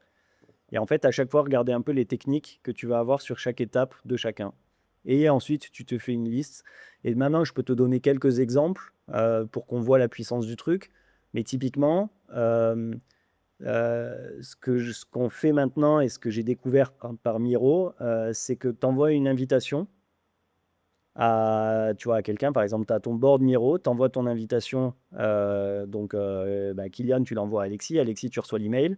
Et rien que le fait de mettre un petit bouton vert, enfin un petit truc vert dans l'email à côté de ton avatar, vert, c'est live, c'est un email, donc tu n'es pas du tout live, tu n'es pas du tout dans le produit, ils n'en savent rien, c'est statique. Mais ils mettent ce petit rond vert pour se dire: ah putain, Alexis reçoit le mail, il dit: ah, ça veut dire que Kylian, il est live. Ça déclenche un truc dans son cerveau. Et donc, il va cliquer, ça crée un sentiment d'urgence, alors que sinon, tu dis: bon, ok, j'ai reçu une invite, mais en fait, autant que je l'ouvre dans 3 semaines, tu vois. Bah, ça, c'est juste un micro détail, c'est juste un mini rond vert, tu vois. Et bon, voilà. Et après, bah, je peux rentrer dans d'autres idées si tu en veux d'autres, mais Bien concrètement, sûr, moi je les veux toutes. bah, un autre truc, tu vois, c'est par exemple, ce qui se fait beaucoup quand tu veux créer ton workspace en self-serve, c'est que tu dois comprendre, tu vas avoir le aha moment et tu dois donc le aha moment, c'est quoi dans les SaaS? C'est le moment où tu tiltes et tu comprends, la valeur que va t'apporter le produit. Il y a rien de pire que tu crées un produit, on te fait croire que tu as un self-serve, donc tu t'inscris, tu as le self-serve, c'est parfait, mais tu arrives et tu as une page blanche et puis tu as un bouton plus, mais tu sais pas trop et tu as tous les concepts et personne n'a fait l'effort de t'onboarder. Et donc le meilleur moyen, ça c'est Asana par exemple qui le faisait très très bien. C'est qu'en gros, Asana, il te demandait, bah, pendant ton onboarding, donc onboarding, c'est tu rentres nom, prénom, team, machin, c'est toujours un peu chiant. Bah là, ils le font beaucoup mieux, c'est-à-dire qu'ils disent, OK, bah, donne-moi ta team. Et au moment où tu donnes ta team, en fait, tu as une vue où c'est comme si tu étais en train de configurer ton espace de travail qui prend le nom de ta team. Et il génère automatiquement un icône qui colle avec la team. Ah ouais. Ensuite, c'est quoi tes problématiques en ce moment? Et puis hop, il crée tes colonnes de Kanban, par rapport à tes problématiques et ce genre de choses. Et en fait, c'est pas du vrai produit parce que c'est que du visuel, mais en fait, il te montre avec des rappels visuels et des renvois visuels ce que tu es en train de répondre et tu vois, il visualise les 2 expériences en mode tu es en train de remplir un formulaire chiant en 5 étapes et genre tu as aucune récompense et l'autre truc où en fait tu vois au fur et à mesure tu comprends le produit, les concepts, les machins parce que tu as tes cards, tu as tes colonnes, tu as ton Kanban, tu as ton workspace. Donc ça, c'est un autre exemple qu'on a mis en œuvre et bien sûr, on l'adapte à chaque fois. Maintenant, si je te donne des exemples qu'on a fait nous précisément, suite à tout ça, bah, ça va être, comment est-ce que par exemple tu fais, t'envoies un clap, tu peux le partager, tu peux créer un lien public Ouais. et toi tu vas pouvoir commencer à commenter, mais si tu as envie de cliquer sur commande, paf, tu vas devoir te sign up. Mais c'est pas ça, c'est juste un détail, tu vois? On est toujours dans des petits hacks que je te décris et je pourrais passer 3 heures parce qu'on en a fait 50, mais on va pas te faire le sign up avant que tu commences à taper ton commentaire. Ouais, bien On va te sûr. faire le sign up quand tu l'as déjà écrit. Parce que Ouais. tu as eu ta friction, que tu as commencé, tu es vénère, tu as pas envie de perdre tes 2 paragraphes ou ce que tu as écrit. Et là, tu es juste à un one click de Google Hot pour le faire vraiment simple. Bah, tu cliques dessus et tu envoies ton commentaire, tu vois. Ouais. Alors après, l'autre élément, bon, ça peut devenir très long, donc enfin, je continue si vous voulez, mais Ah mais c'est très bien, moi je suis en plein dedans, moi c'est ça m'intéresse. je pense qu'après, il y a un sujet, ça dépend des tailles de boîte, tu vois, parce que et un livre que je conseille à vraiment tout le monde, moi, qui a changé un peu ma perception, c'est, qui est classique, hein, le mec réinvente rien, c'est Lean Startup. Enfin, je veux dire, ça fait 20 ans que le bouquin existe, donc on vous l'a déjà peut-être cité 15 fois. Donc il y a Lean Startup, et il y a, Hooked. Et alors si tu aimes cette thématique, je te conseille très fortement le bouquin Hooked. OK, C'est toutes les techniques que tu as produit pour, rapatrier les gens dans ton produit. Et OK. donc, c'est un système de notification, d'email. En gros, dès qu'ils, tu vois, Duolingo, ils sont trop forts. Par exemple, c'est te mettre des stricts, de la gamification. Tu as tout un tas de techniques. Et pourquoi je parle de Lean Startup, c'est que Lean Startup, une des limites, je trouve, de ce livre, malgré tout, c'est que ils sont très forts dans l'analytics. Ils te disent, tu dois tout A/B tester.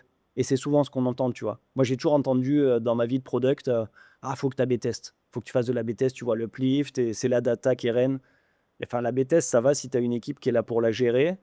Miro, je reviens sur eux, tu vois, 30% de leur équipe produit, c'est de la grosse. J'en parlais avec leur, enfin, on s'entend bien avec leur CEO, le fondateur, Andrei, et du coup, ils ont vraiment buildé dessus. 30% des effectifs produits, ils sont sur le product gross. Ouais, sur de Donc la forcément, ils ont, tu vois, le temps, ils ont les volumes, ils ont des millions d'utilisateurs, ils ont des volumes, ils ont pas de problème de significativité statistique.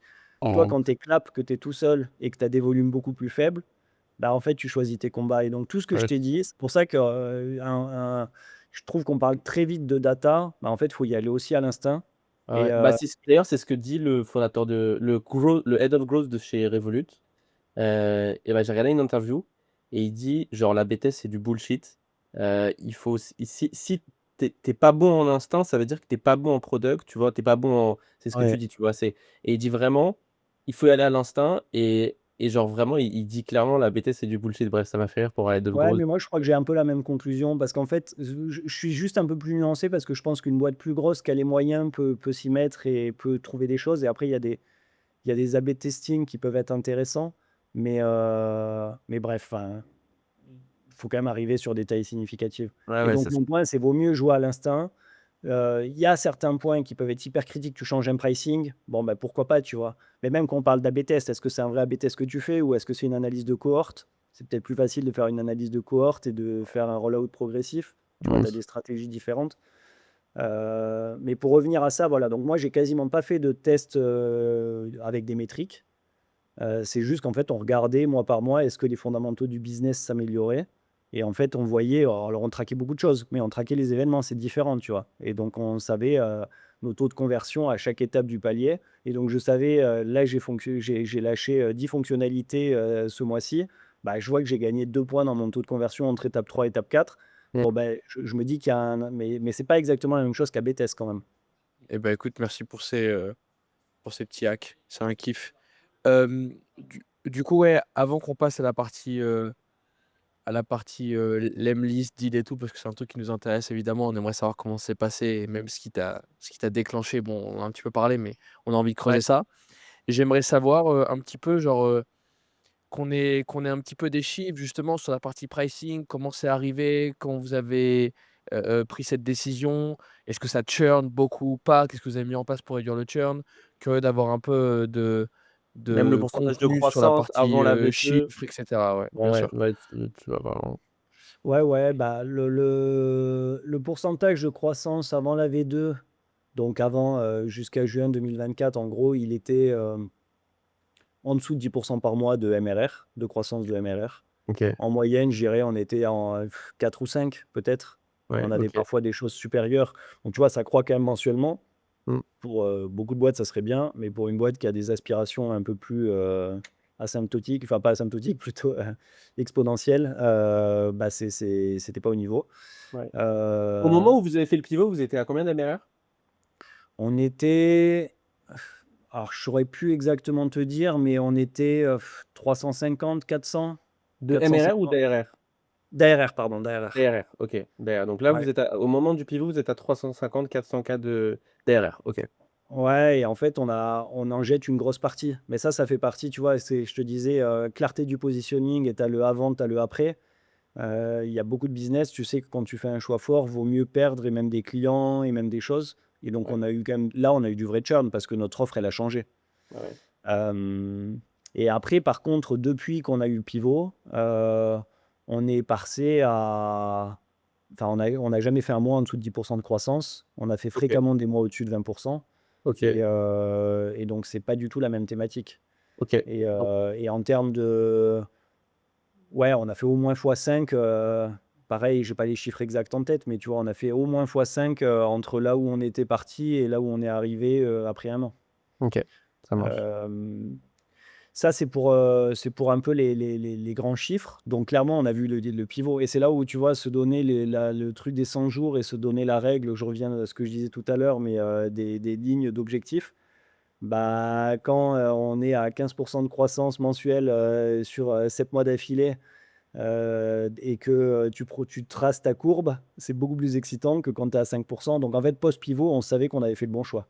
Très Ouais. rapidement, on était convaincu et c'était validé par les chiffres.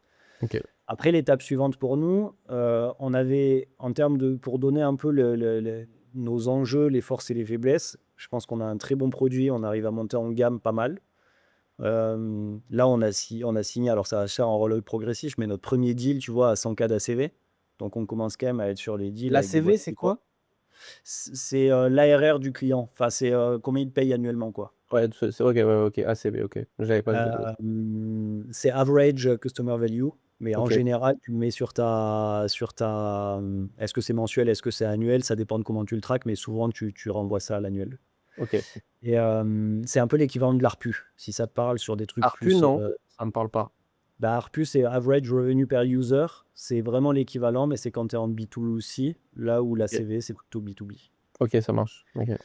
Et donc là, c'était pour répondre à la question d'Alexis, mais tu vois, nous, on a au début notre ACV, bah, il était assez faible parce qu'on avait des boîtes assez petites. Comme je disais, on a pris des boîtes qui nous ressemblaient et on est monté petit à petit.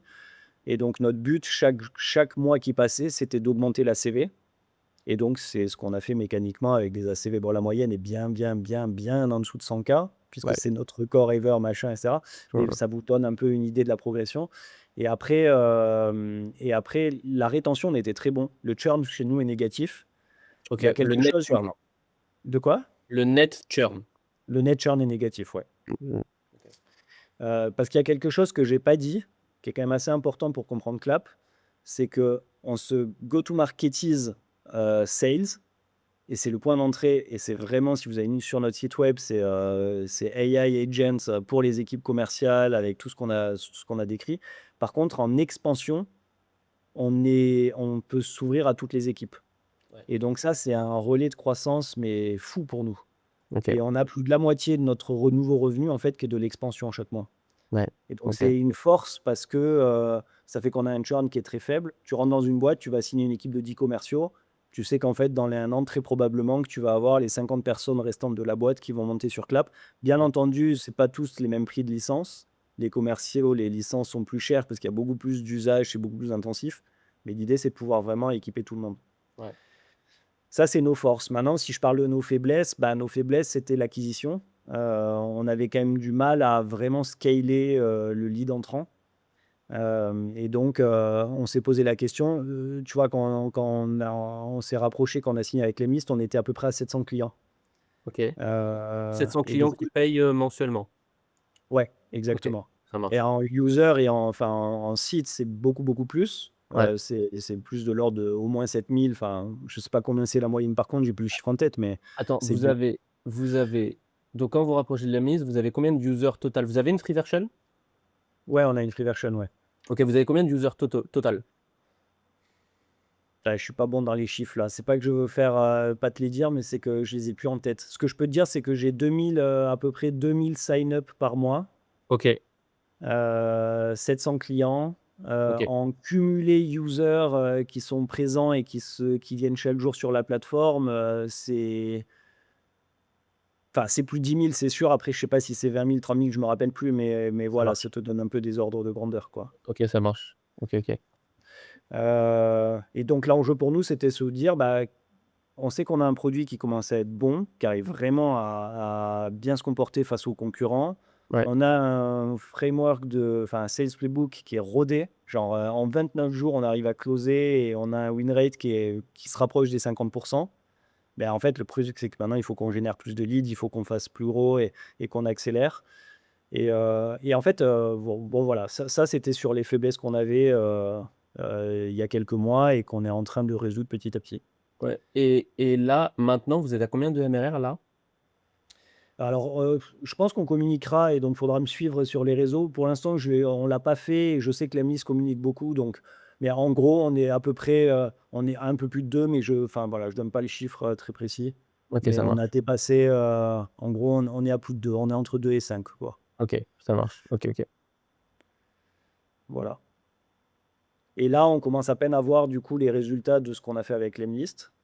Et c'est assez rigolo parce que Bah, ça on va être était à violent, 2 je pense, hein. on était à 2000 sign-up mensuels. Alors, c'est pas du tout des payants parce qu'il y a beaucoup, je vous disais, le 80-20, il y a beaucoup de gens qui viennent, qui testent, etc. Mais 2000 sign-up par mois et premier mois post l'Emlist, c'était quelque chose comme 10 000. On Ouais. avait 1 x 5. Ouais, c'est énorme. Ouais, c'est sûr. Ouais, c'est sûr. Ah, Ok. c'est huge. Voilà, donc on n'a pas Incroyable. encore eu un énorme impact sur le revenu parce qu'on sait qu'on a des taux de conversion à 30 jours et que les deals sont en train de se structurer, ça rentre. Donc, on reste sur ces croissances que je disais à plus de 20, aux alentours de 20% par mois. Ok. Mais c'est pas comme si ça avait explosé. Maintenant, on va voir ce que ça va donner. Mais par contre, en termes de branding et de notoriété, c'est sûr que ça nous a apporté un vrai boost. Ouais, c'est sûr. Ok. Trop stylé. Après, il y a Euh, beaucoup d'enjeux dans un rapprochement parce que même s'il y a plein de choses qui sont hyper naturelles, un utilisateur qui vient utiliser l'Emlist, il vient pour l'Emlist. Il faut déjà qu'il accepte et qu'il comprenne tu vois, son onboarding, son activation avec l'Emlist.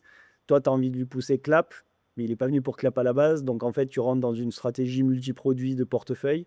Comment est-ce que tu fais? Est-ce que tu essaies de le vendre direct? Est-ce que tu l'upsell dans la durée? Donc, il y a tout un tas de questions maintenant qui sont plus opérationnelles et Ouais. d'exécution. Comment est-ce qu'on va activer au mieux ce partenariat, quoi? Ultra clair. Et du coup, on aurait bien aimé clôturer sur cette partie-là. Parce que du coup, nous, on a eu pas mal de personnes qui ont fait des rachats. avec les strates de rachat et tout, mais on a eu assez rarement des gens dans l'autre sens, donc qui se sont fait racheter et c'est intéressant d'avoir aussi l'autre côté de la psychologie. Comment ça se passe? Comment on se fait approcher? Est-ce que c'est toi qui les approches? Est-ce que tu peux nous expliquer réellement comment s'est passé le deal? Je trouve ça Ouais. ultra intéressant, de se rendre compte de tout le thinking process qu'il y a eu de ton côté et de votre côté sur le board, pour se dire: «OK, on y va, on passe à l'action, il y a de la valeur dans cette collaboration, on excite une part, quoi». Ouais, c'est une bonne question. Moi, je voulais pas vendre. On a pivoté, donc vous avez la date, hein, avant JC, après JC, c'est 28 juin 2024, donc ça fait qu'1 an, en fait, hein, qu'on est vraiment officiellement sur notre nouvelle offre. On a une très bonne croissance depuis 1 an. Alors on est loin des Lovable et autres, AI Success, mais enfin, globalement, on a quand même eu des très bons chiffres et on est très content, on est rentable. Donc moi, je partais avec, une idée au début de l'été de se développer. On avait nos forces et nos faiblesses que j'ai exposées, mais c'était de builder sur nous-mêmes, quoi. Hem, là-dessus, Charles me contacte via LinkedIn. Je disais qu'on faisait beaucoup via LinkedIn et alors on se connaissait un peu, dans le passé, mais bon, il m'écrit sur LinkedIn Ouais. et il me dit: «Bah, on réfléchit à racheter un acteur de la catégorie. Pour nous, c'est hyper stratégique». Je pourrais y revenir, ce qu'eux, ils y gagnent et pourquoi est-ce qu'ils avaient cette réflexion, mais bref, en tout cas, ils y réfléchissaient et moi, je lui réponds: «Non», parce que je c'est pas tellement mon but, c'est même pas dans un jeu de négo, mais c'est qu'on est plutôt dans un focus interne. Mais on prend quand même un call pour parler, pour échanger sur nos problématiques communes et bon, Charles, faut quand même le dire, c'est un mec qui est quand même assez incroyable en termes de persuasion, en termes de leadership, de drive, il est vraiment très, très fort et hem et donc je pense qu'il y a déjà eu un énorme fit humain. Sur tout le process de closing, c'est toujours quelque chose qui est très difficile, mais tu vois, je pense qu'ils ont quasiment pas fait une seule fausse note, quoi. C'est toujours très, respect, machin, essayer de grandir, de sortir par le haut. Donc ça, pour moi, c'était quand même assez important, le fit humain. L'autre sujet, c'était que, bah, en fait, on s'est rendu compte, ce que je savais déjà un peu, mais on s'est rendu compte que la synergie, elle est juste parfaite. Hem, Ils ont les mêmes canaux d'acquisition que nous, ils ont le même focus historique PLG, mais ils s'équipent avec une force commerciale en ce moment. Ils ont un produit qui est adjacent au nôtre et en fait, ils sont hyper intéressés par ce qu'on fait parce qu'on peut leur apporter tous les signaux pour renforcer leur machine d'outbound, mais des signaux internes de conversation et d'interaction. Et donc pour eux, ça les enrichit, mais pour nous, ça nous enrichit aussi parce que ça nous donne un bras armé en termes d'automatisation et de productivité et d'AI agent par rapport à juste la partie fournisseur de contexte. Donc en fait, c'est vraiment dans les 2 sens qu'à la fois produit et go to market, il y a une synergie. Hem Et donc, bah, à un moment, tu vois, mon but, moi, c'est vous avez vu mes yeux qui brillent quand je parle produit, je pense, c'est de mettre Clap dans le plus de mains possible, plus que faire, tu vois, l'ego trip de grandir Clap par moi-même, je le dois qu'à moi-même et cetera. Et donc le calcul assez vite que je me suis dit, c'est, bah, moi, mon but, c'est de mettre Clap dans le plus de mains possible. Je suis fier de mon produit, je veux vraiment le pousser fort. Est-ce que, aller de 700 à 7 000 puis 70 000 clients, je vais y arriver plus vite tout seul? Ou est-ce qu'en fait, là, j'ai une opportunité de le faire avec une équipe qui est franchement cool? Lemly, je les suis depuis longtemps, enfin, ils sont genre quand même trop forts et j'aime bien ce qu'ils représentent aussi sur l'écosystème, tu vois? Le côté bootstrap et cetera. Donc en fait, il y a quand même pas mal de choses qui se mettent en place et où on se met à sérieusement considérer la La question. propale. Mmh. Hem Et donc maintenant, bah, je rentre un peu plus dans la partie deal, mais la partie deal, c'est une fois que tu as un intérêt et que tu comprends ce que tu as à y gagner quelque part, je parle pas que financier, je parle vraiment pour ta boîte. Moi, je savais que je voulais, rester un peu sur le long terme parce que j'avais pas envie d'ailleurs, vous avez compris depuis le début, je parle de Clap et pas du tout comme d'un sujet où, je fais mon earn-out de 6 mois et je me barre. En fait, j'ai vraiment envie de continuer à builder dessus. Ouais, ouais. Et même au-delà des commerciaux, je suis même pas complètement convaincu au fond que je suis absolument passionné par ça. J'ai découvert les commerciaux il y a 1 an et demi. Moi, je faisais pas du commercial avant. Mais je trouve que le côté d'être, fer de lance dans l'IA, on parle tous de l'IA qui va être disruptive, qui va améliorer la productivité des agents IA, ce genre de choses. Bah, en fait, on est dans un secteur où je pense que c'est là où il y a le plus de progrès possible à faire. Et donc même ma fibre tech, fait que je pense qu'il y a du budget, il y a des besoins et cetera. Bref, j'avance, mais donc j'ai envie de rester sur Clap pour longtemps et donc on a trouvé un deal où en fait, ça se rapproche presque par certains égards d'une fusion où on est là, nous, pour plusieurs années, quoi. Ouais, On a ouais. vraiment envie de continuer à builder. Hem Et je dois quand même dire que par acquis de conscience, on a fait jouer la concurrence. Pas Mmh. énorme, on n'a pas du tout mis de boutique M&A ou quoi que ce soit dans la boucle. C'était pas le but. Mais par contre, moi, j'avais pris des contacts forcément à droite à gauche avec mon réseau depuis quelques années. Mmh. Et bon, je pourrais pas citer de nom parce que c'est sous NDA, mais concrètement, je peux citer un acteur majeur européen des LLM et je peux citer un acteur majeur AI CRM, une nouvelle version, qui nous ont fait des offres. La raison Qui pour était laquelle meilleur que l'Emlist, Guillaume il nous a dit. Ouais, mais la raison qui m'a fait pencher sur l'Emlist, c'est que en fait, l'Emlist, où je parlais de fusion quelque part, c'est qu'en fait, Clap reste indépendant, la structure juridique persiste. Moi, je reste CEO de la structure. Ouais. On reste vraiment aux commandes. On reste avec mode PNL. En fait, on a beaucoup de synergie avec eux et si on les rejoint, c'est quand même pour se rapprocher. Donc, on est ravis d'être proche d'eux au quotidien. Mais je reste quand même aux commandes et moi, j'ai besoin d'avoir cette responsabilité et ce focus. Et en plus, Clap reste vivant. C'est-à-dire que tous les clients qu'on avait, bon, 700, c'est pas encore énorme et il y a beaucoup plus belles success stories, mais n'empêche qu'on s'est attaché à eux, quoi. Ouais. Et en fait, typiquement, les autres solutions, les autres rachats possibles, c'était des trucs où on gardait un peu des briques techno, mais il y avait une fusion beaucoup plus forte. Ce qui humainement, je suis pas sûr que moi, ça allait m'aller. Et le deuxième point, c'est qu'en fait, on allait probablement devoir sacrifier le produit et dire non à des clients pour, en gros, arrêter le service avec nos clients pour se fusionner les offres produits beaucoup plus fortement. Ouais. À la Et ça, j'étais pas à la trop prêt, Atlassian un j'avoue peu. que. De quoi? Comme ce que fait, Atlassian, la boîte qui rachète tout le monde là. Atlassian, ouais, typiquement, ils ont pris June récemment, boîte française. June, ils ont annoncé, je crois que c'était genre début août, et puis le lendemain, c'est bon, on sunset le produit. Moi, clairement, Ils ont racheté, Browser Company aussi, la boîte qui fait Arc. Ah ouais, ça que j'avais pas vu. Ok, C'est plus de 600 millions. Cash ouais, deal. pas mal. Ils ont du cash, Atlassian. Ouais, putain. Ouais, ils Tu font peux, tu peux disclose la plus grosse offre que t'as rejetée. Juste sans forcément balancer un nom, mais juste qu'on puisse se rendre compte le montant d'argent sur lequel tu as été OK de t'asseoir pour rester à la tête de Clap et continuer à Ouais, après, travailler, je faire un trouve que truc qui te c'est correspondait toujours. le plus. C'est plus de 20 millions, donc c'est pas non plus comme si c'était x2, hein. Enfin, tu vois, ouais. on parle de trucs aux alentours de 20% d'écart, donc Mmh. globalement, on était quand même dans les mêmes ordres. Le 20-25% d'écart. Après, le truc, c'est que on parle beaucoup de cash, et moi-même, tu vois, quand j'ai commencé la réflexion, c'est tu vois le cash et tu penses beaucoup à ça.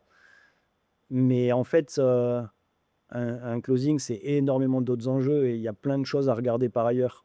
Notamment, comment est-ce que tu vas vivre pendant l'earn-out, comment est-ce que les parties variables et comment est-ce que tu as les moyens de les atteindre et ceci et cela. Est-ce qu'il y a des clauses de garantie qui font, typiquement, je sais qu'avec l'Emlist, on avait déjà fait pas mal de travail de confiance et de fit, et donc je savais qu'il n'y aurait pas d'entourloupe derrière, le deal irait au bout. Alors que des autres côtés, en fait, ils avaient moins l'expérience de faire des M&A. Et donc, en fait, tu as beaucoup plus de chances que le truc saute. C'est pas parce que tu as une LOI que derrière ça part. Parce que quand je dis qu'on a eu des offres, on a eu des LOI, on n'a pas eu plus. Ouais, ouais. Non, c'est Euh, sûr. donc après, c'est aussi une gestion du risque. Donc voilà, c'est beaucoup de choses à regarder. OK. Voilà. Et là, du coup, l'Emlist détient maintenant 100% de Clap. Et Ouais. toi, tu as un salaire en tant que CEO, c'est ça? Moi, j'ai pris pour la vente. Mmh. On a bien évidemment, oui, on a un salaire et puis on a aussi des clauses d'earn-out indexées sur le revenu. Ouais, qui sont OK, Heu d'accord, ça marche. et OK. qui sont en complément, du prix de vente, et c'est ce qui fait aussi qu'on est motivé, plus que par le simple salaire pour le succès de l'opération. OK, ça marche. Et ils ont racheté 100% de Clap? 100%? Ouais, ouais, ouais, ouais. OK. Oui, OK, c'est ça vrai que marche. parfois tu as des mécanismes où tu fais 50% et en fait, en fonction de l'earn-out, tu prends la suite et cetera. Non, nous, on a vraiment tout vendu et par contre, l'earn-out viendra derrière en plus, ouais. OK, OK, ça marche. OK, et c'est quoi les stratégies de liaison? Vous allez avoir les équipes commerciales de l'Emlist qui vont rentrer chez, ça c'est quoi un peu la, parce que tu vois, moi il faut un rachat, ça se pense, et je pense que s'ils vont en racheter ce prix-là, c'est qu'ils pensent qu'ils vont pouvoir avoir une vraie rentabilité parce qu'ils vont faire exploser grâce à leurs connaissances, et cetera, à leurs équipes, Ouais. parce que vous avez atteint 2-3 millions d'ARR avec que du produit limite, je grossis le trait. Alors qu'est-ce que ce serait avec du sales? Bon, grosso modo, c'est un peu je pense qu'ils ont vu un peu le truc comme ça Je et du coup, c'est quoi les fusions? Quelle équipe vient chez quelle équipe? Comment ça se passe? Vous travaillez ensemble? Comment ça se passe au day to day? Ça m'intéresse. Ouais, alors, c'est ce qu'on a dit, c'est que tout ce qui est product et technique reste chez Clap. OK. Donc concrètement, nous, on garde notre PNL, on continue de recruter. D'ailleurs, tu vois, on vient de recruter, on a ouvert il y a 30 jours pour donner un peu une idée de à quel point, on a réussi à être vocal, grâce à l'opération. On a ouvert 3 postes de recrutement tech, il y a 1 mois et en moins d'1 mois, ils étaient closés.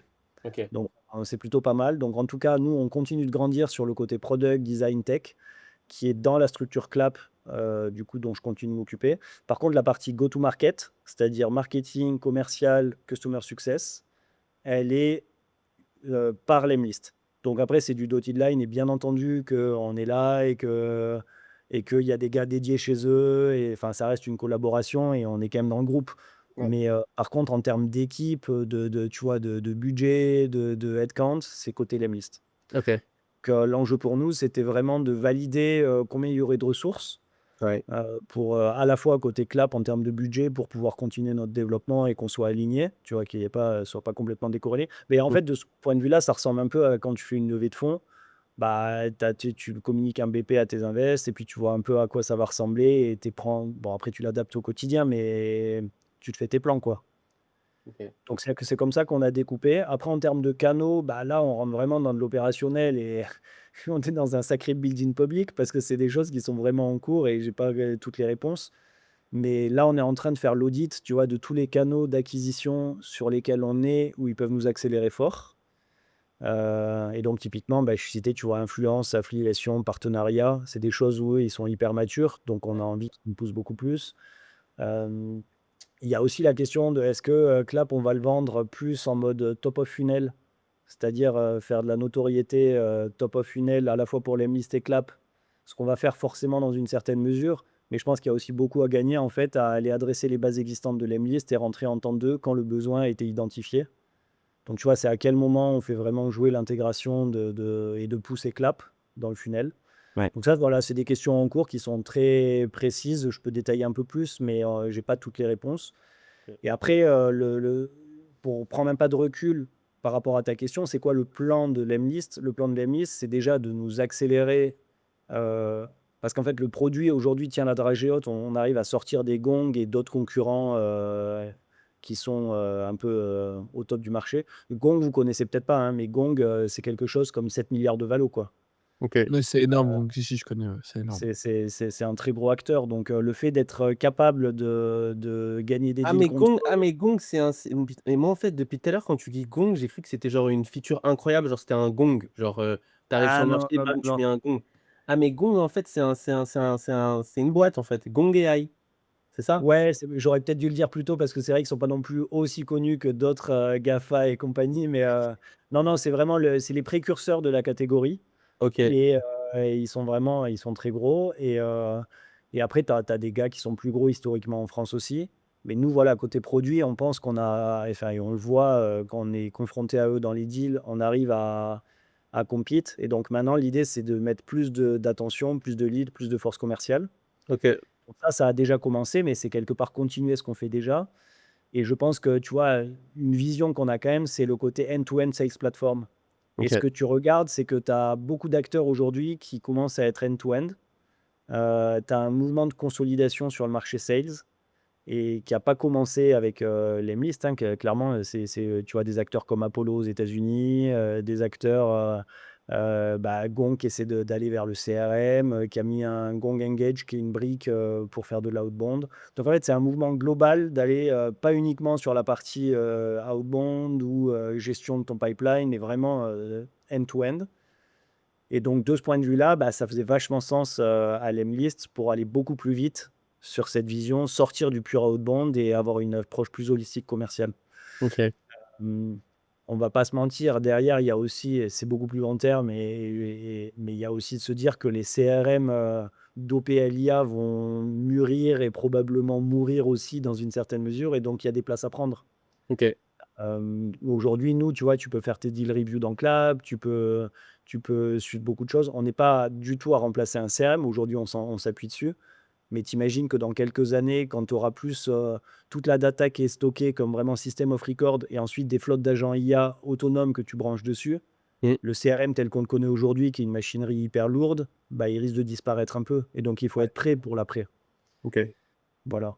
Et après, en OK. termes d'intégration produit à court terme, j'ai parlé du go-to-market court terme, mais produit à court terme, bah, c'est comment est-ce que on peut envoyer tous les signaux qu'on capte à l'Emlist pour t'aider à faire ce qu'on appelle smart bound, mais qui est le concept un peu marketing pour que les gens comprennent, mais c'est de se dire, l'outbound, en fait, c'est bien, mais tu as beaucoup de gens qui ont cru qu'il suffisait d'arroser tout le monde et que ça allait fonctionner.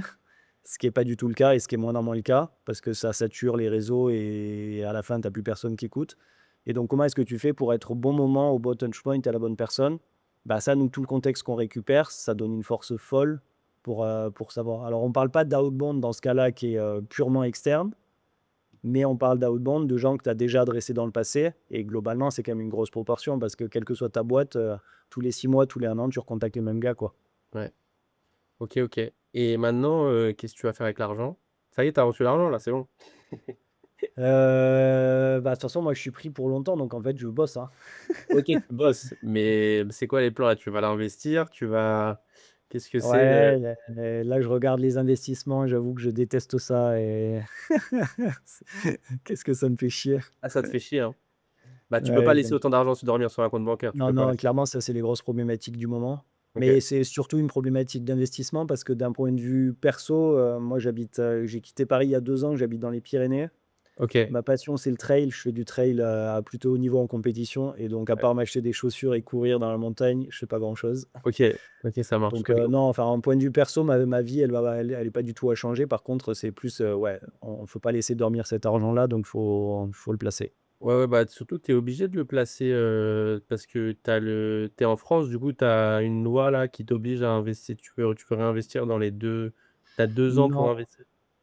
enfin, Non? Non, oui, ça alors c'est pour enlever de l'impôt un petit peu. Si tu as envie de faire sauter de l'impôt, tu peux réinvestir. Ouais, si tu veux faire ouais, sauter de l'impôt, ouais. c'est plus compliqué que ça. En fait, c'est le 150 BTR. Ouais, ça, c'est la même. C'est un article, c'est la clause de remploi, on appelle ça. Et en fait, c'est que quand tu as reçu ton versement sur une holding et que ta holding, tu la détiens depuis moins de 3 ans, enfin les parts de la boîte dans la holding depuis moins de 3 ans, alors tu dois faire ton versement. Enfin, si tu veux faire cette opération-là, en gros, tu dois avoir 60% que tu réinvestis dans des startups ou ce qu'ils appellent l'économie. Il y a d'autres enjeux, mais ça peut être des Ouais. marchands de biens, mais bon, c'est de l'opérationnel, dans les 2 ans.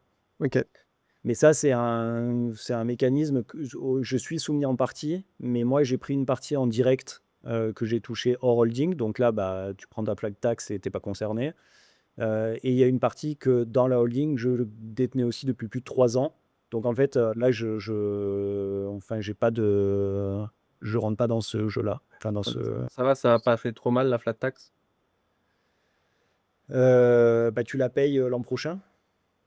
Tu la payes pas direct. Donc OK. pour l'instant, non, mais Force. l'an prochain, il faut que je fasse gaffe. Bah, dépense pas tout, hein, faut la payer, hein.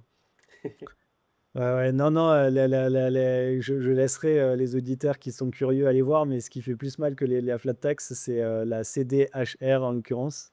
OK. C'est un mécanisme qui a été censé être provisoire. Bon, je pense qu'il ne sera pas comme souvent. C'est contribution, je crois, différentielle des hauts revenus. Et en gros, si tu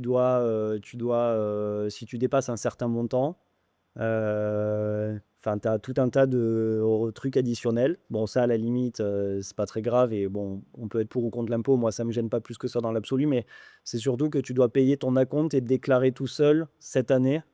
Et donc, c'est hyper touchy entre le 15 décembre et le 30 décembre. Donc, c'est pas facile. Le 1er décembre et 15 décembre. OK. OK, OK. Donc, ça, ouais. Si t'as pas OK. un peu de conseils fiscalistes, tu te noies et tu te prends des gros redressements, je pense. Ouais, ouais. OK, OK, ça marche. Et du coup, le deal en lui-même, c'est 15 millions en cash, à peu près, et le reste en earn-out, c'est ça? C'est une structure, je rentre pas plus dans les détails, mais c'est une OK. structure, il y a plus de choses. Il y a une partie un peu de prêt pour ventiler un peu dans la durée. Il y a eu des parties d'obligations convertibles parce que nous, on était aussi intéressés par prendre, pas du tout sur une majorité, c'est une minorité, mais un peu d'actions lamistes éventuellement avec une option, on sera pas obligé de la saisir. Mais OK, enfin, globalement, il y a pas mal de choses dedans, ouais. OK, OK. Oui, ça marche. OK. Eh ben, écoute, c'est cool. Le Nous, on est en enfin, paix. pour le deal, peut-être parce que bon, là, je donne une réponse floue, mais je pense que moi, le gros conseil que j'ai à donner, aux entrepreneurs qui nous écouteraient, et qui pensent ou même qui pensent pas à vendre, mais ça vient à un moment ou à un autre. Si je fais mes 3-4 learnings, que j'aurais bien aimé recevoir avant, c'est, 1, quand enfin, nouer des contacts, il faut le faire tout le temps.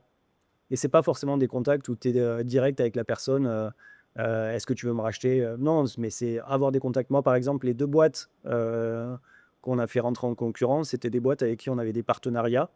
On n'avait jamais parlé d'M&A avec elles avant, mais on les connaissait. J'avais accès à des gens de haut niveau chez eux, et en fait, c'est assez facile du coup de rentrer et de dire: «Bon, bah, là, j'ai une offre, est-ce que ça vous intéresse?» parce que tu as déjà toute la connaissance, l'intuitu personnel que tu as développé dans le passé. C'est beaucoup OK. plus difficile de rentrer avec quelqu'un, tu vois? Si je sais pas, je voulais aller chez HubSpot, je connais personne chez HubSpot, bah, franchement, ça aurait été une galère de trouver le bon contact et cetera. Tu peux, mais dans ce cas, tu mets ton deal en pause, tu fais rentrer un banquier d'affaires, tu dis: «Je prends 3 mois» et tu fais un vrai tour, tu vois? Ouais. Ça, c'est le premier truc et le deuxième truc, c'est se faire accompagner. Moi, j'ai pas pris de banque d'affaires, mais il y a tellement de trucs dans un deal à regarder, les conditions que je citais tout à l'heure. Tu vois, ça peut être des choses, est-ce que, la boîte, elle accepte que tu sois en télétravail? Moi, j'habite à la montagne, je suis dans la montagne, j'ai aucune envie de revenir à Paris. Bah, pour moi, franchement, je pense que ça vaut plus que 2 millions de rester à la montagne que d'aller à Paris, quoi. Ouais, ouais, bah, ça, c'est Et sûr. de quoi? Ça, c'est sûr. Bah, ça dépend pour qui. Après, Oui, il oui, y en non, a, ils c'est vont sûr. dire à 500K je déménage, il y en a, ils vont dire à 10 millions je déménage pas. Moi, je sais pas, je suis peut-être dans l'entre-deux et à 10 millions j'aurais déménagé s'il y avait 10 de plus, tu vois? Ah, Mais à nul. un moment, tu as 1000 conditions à regarder et ça, faut vraiment demander, poser des questions, se faire accompagner. Donc moi, j'ai activé mon réseau au max. J'ai sollicité, j'ai saigné des gens, mais je pense qu'il faut le faire parce que sinon, en fait, tu rates à côté des choses, enfin, tu passes à côté des choses importantes. Ouais, c'est sûr. C'est sûr, Voilà, c'est sûr. c'était juste le petit mot de la fin, mais se faire accompagner, c'est quand même important. Trop stylé. Eh ben, écoute, c'est chambé. Merci beaucoup, Robin. On a capté full value. On te souhaite évidemment le meilleur et d'aller tout arracher avec Clap et de continuer du coup le plus longtemps possible, évidemment. Merci beaucoup d'avoir pris le temps de venir nous partager tout ça. Pensez à liker, vous abonner, commenter, évidemment. On mettra un petit lien Clap juste en dessous si vous voulez aller tester, bien évidemment, tout naturellement aussi. Et puis on se dit à très vite dans un nouvel épisode de Open Source. Ciao, ciao! Ciao, ciao. Ciao.